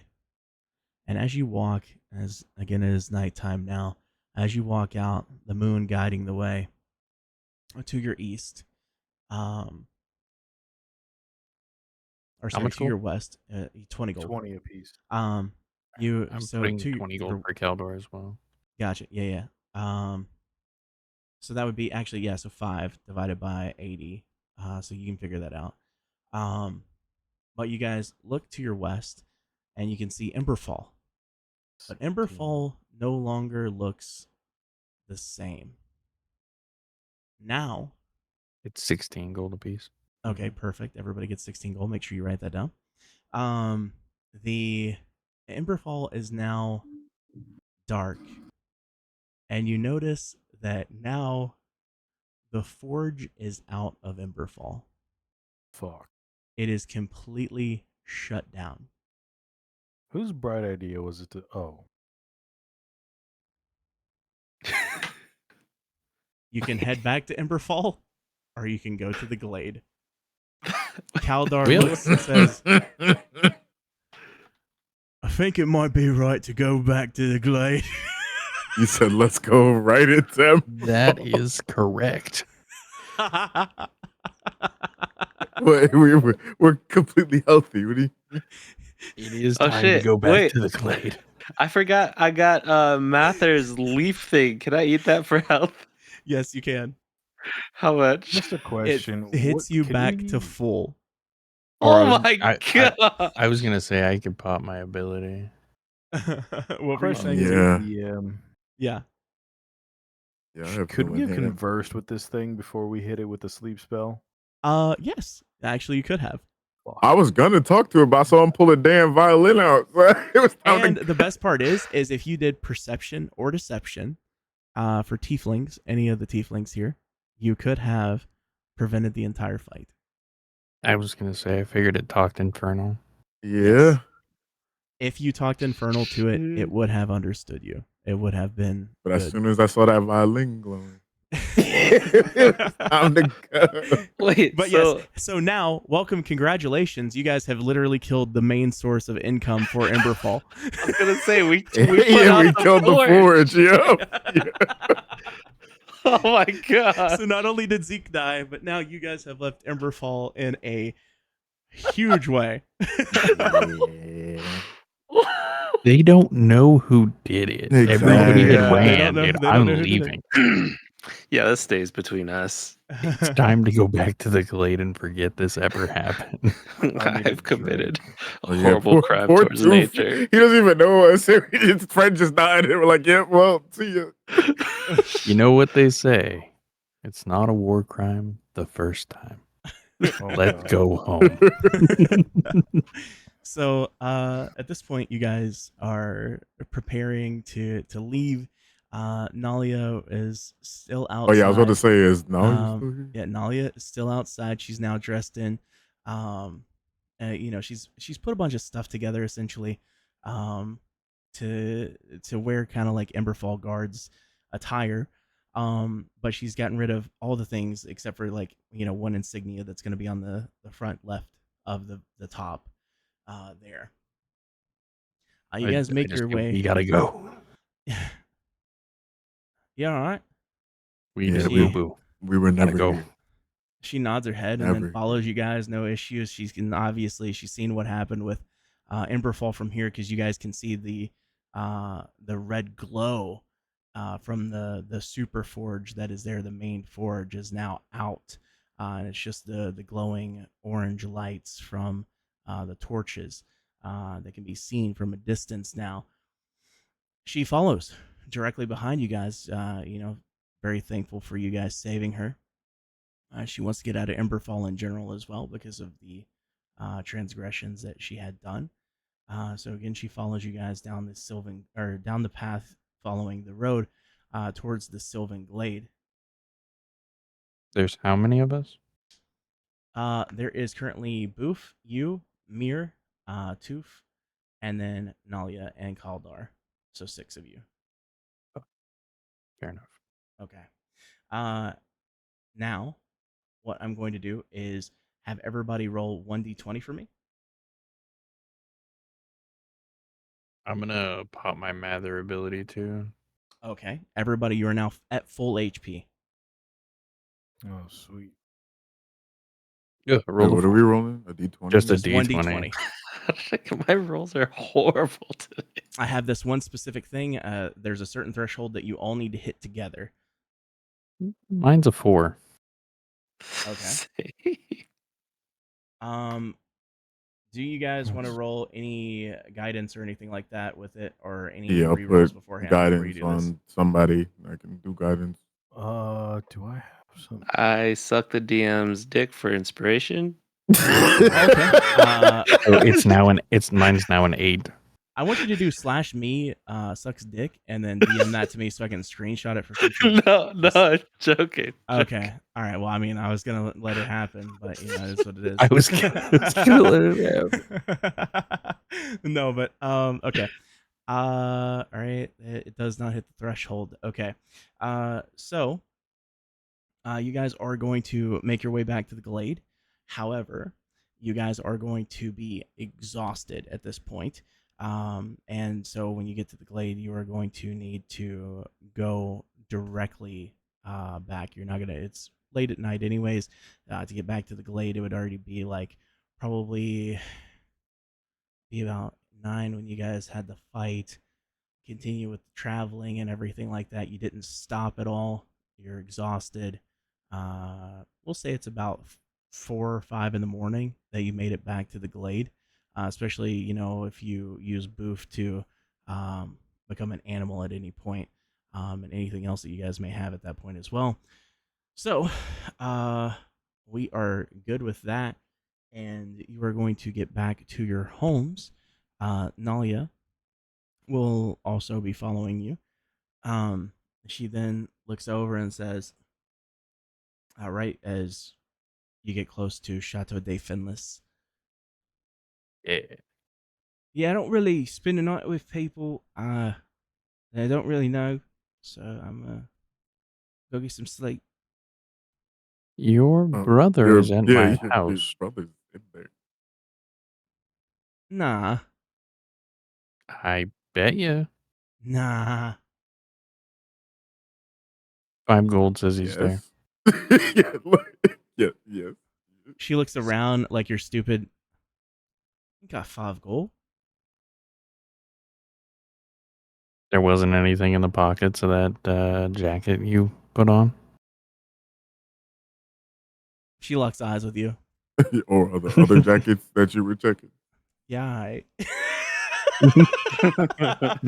And she follows you back to your house and goes inside. I know better. So you guys make your way into Chateau de Yeah, Finless. I follow him. I have to know if this is her brother. Mir follow. and Boof, you guys follow as well. You guys make your way inside. Obviously, there's going to be some food and stuff like that. Lazora made a huge feast for everyone. It's going to be a little more cold now because of the time that you're arriving, but it's still definitely very good. She is a good cook. After many years working at the tavern and taking care of customers there, and then you navigate her to the bedroom. Yeah, I know what this is. Looking at you, thinking that you're just trying to be sleek and to get her, into the bed. She looks at you, Finless. What? Sorry, I missed that. Know what you're trying to do. And what if I am?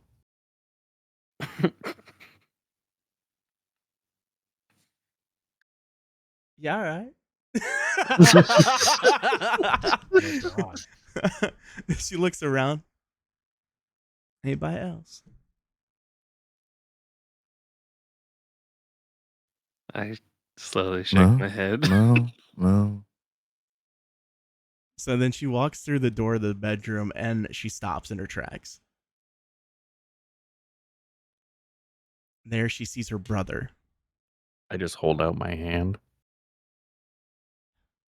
You hear a sigh. Reaches into her left pocket. She reaches her left hand back and then opens her hand, and there's 5 gold pieces waiting for you to take it out of your hand. Fantastic. As you go to reach into her hand, though, she slowly grabs yours. Like a little sensual grab between the two of you. I take my 5 gold and lightly slap her hand. And I go, Jezebel, under my fucking breath.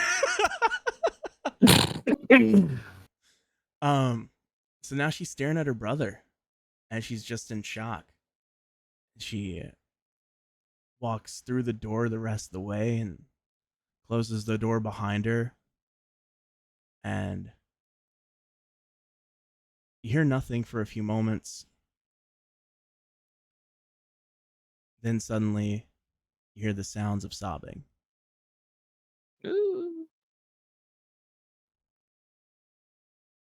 It's muffled, and it's almost as if she's trying to hide it. But she sits there and then reaches her hand over to his. And while he's passed out, still recovering from his injuries, she holds his hand.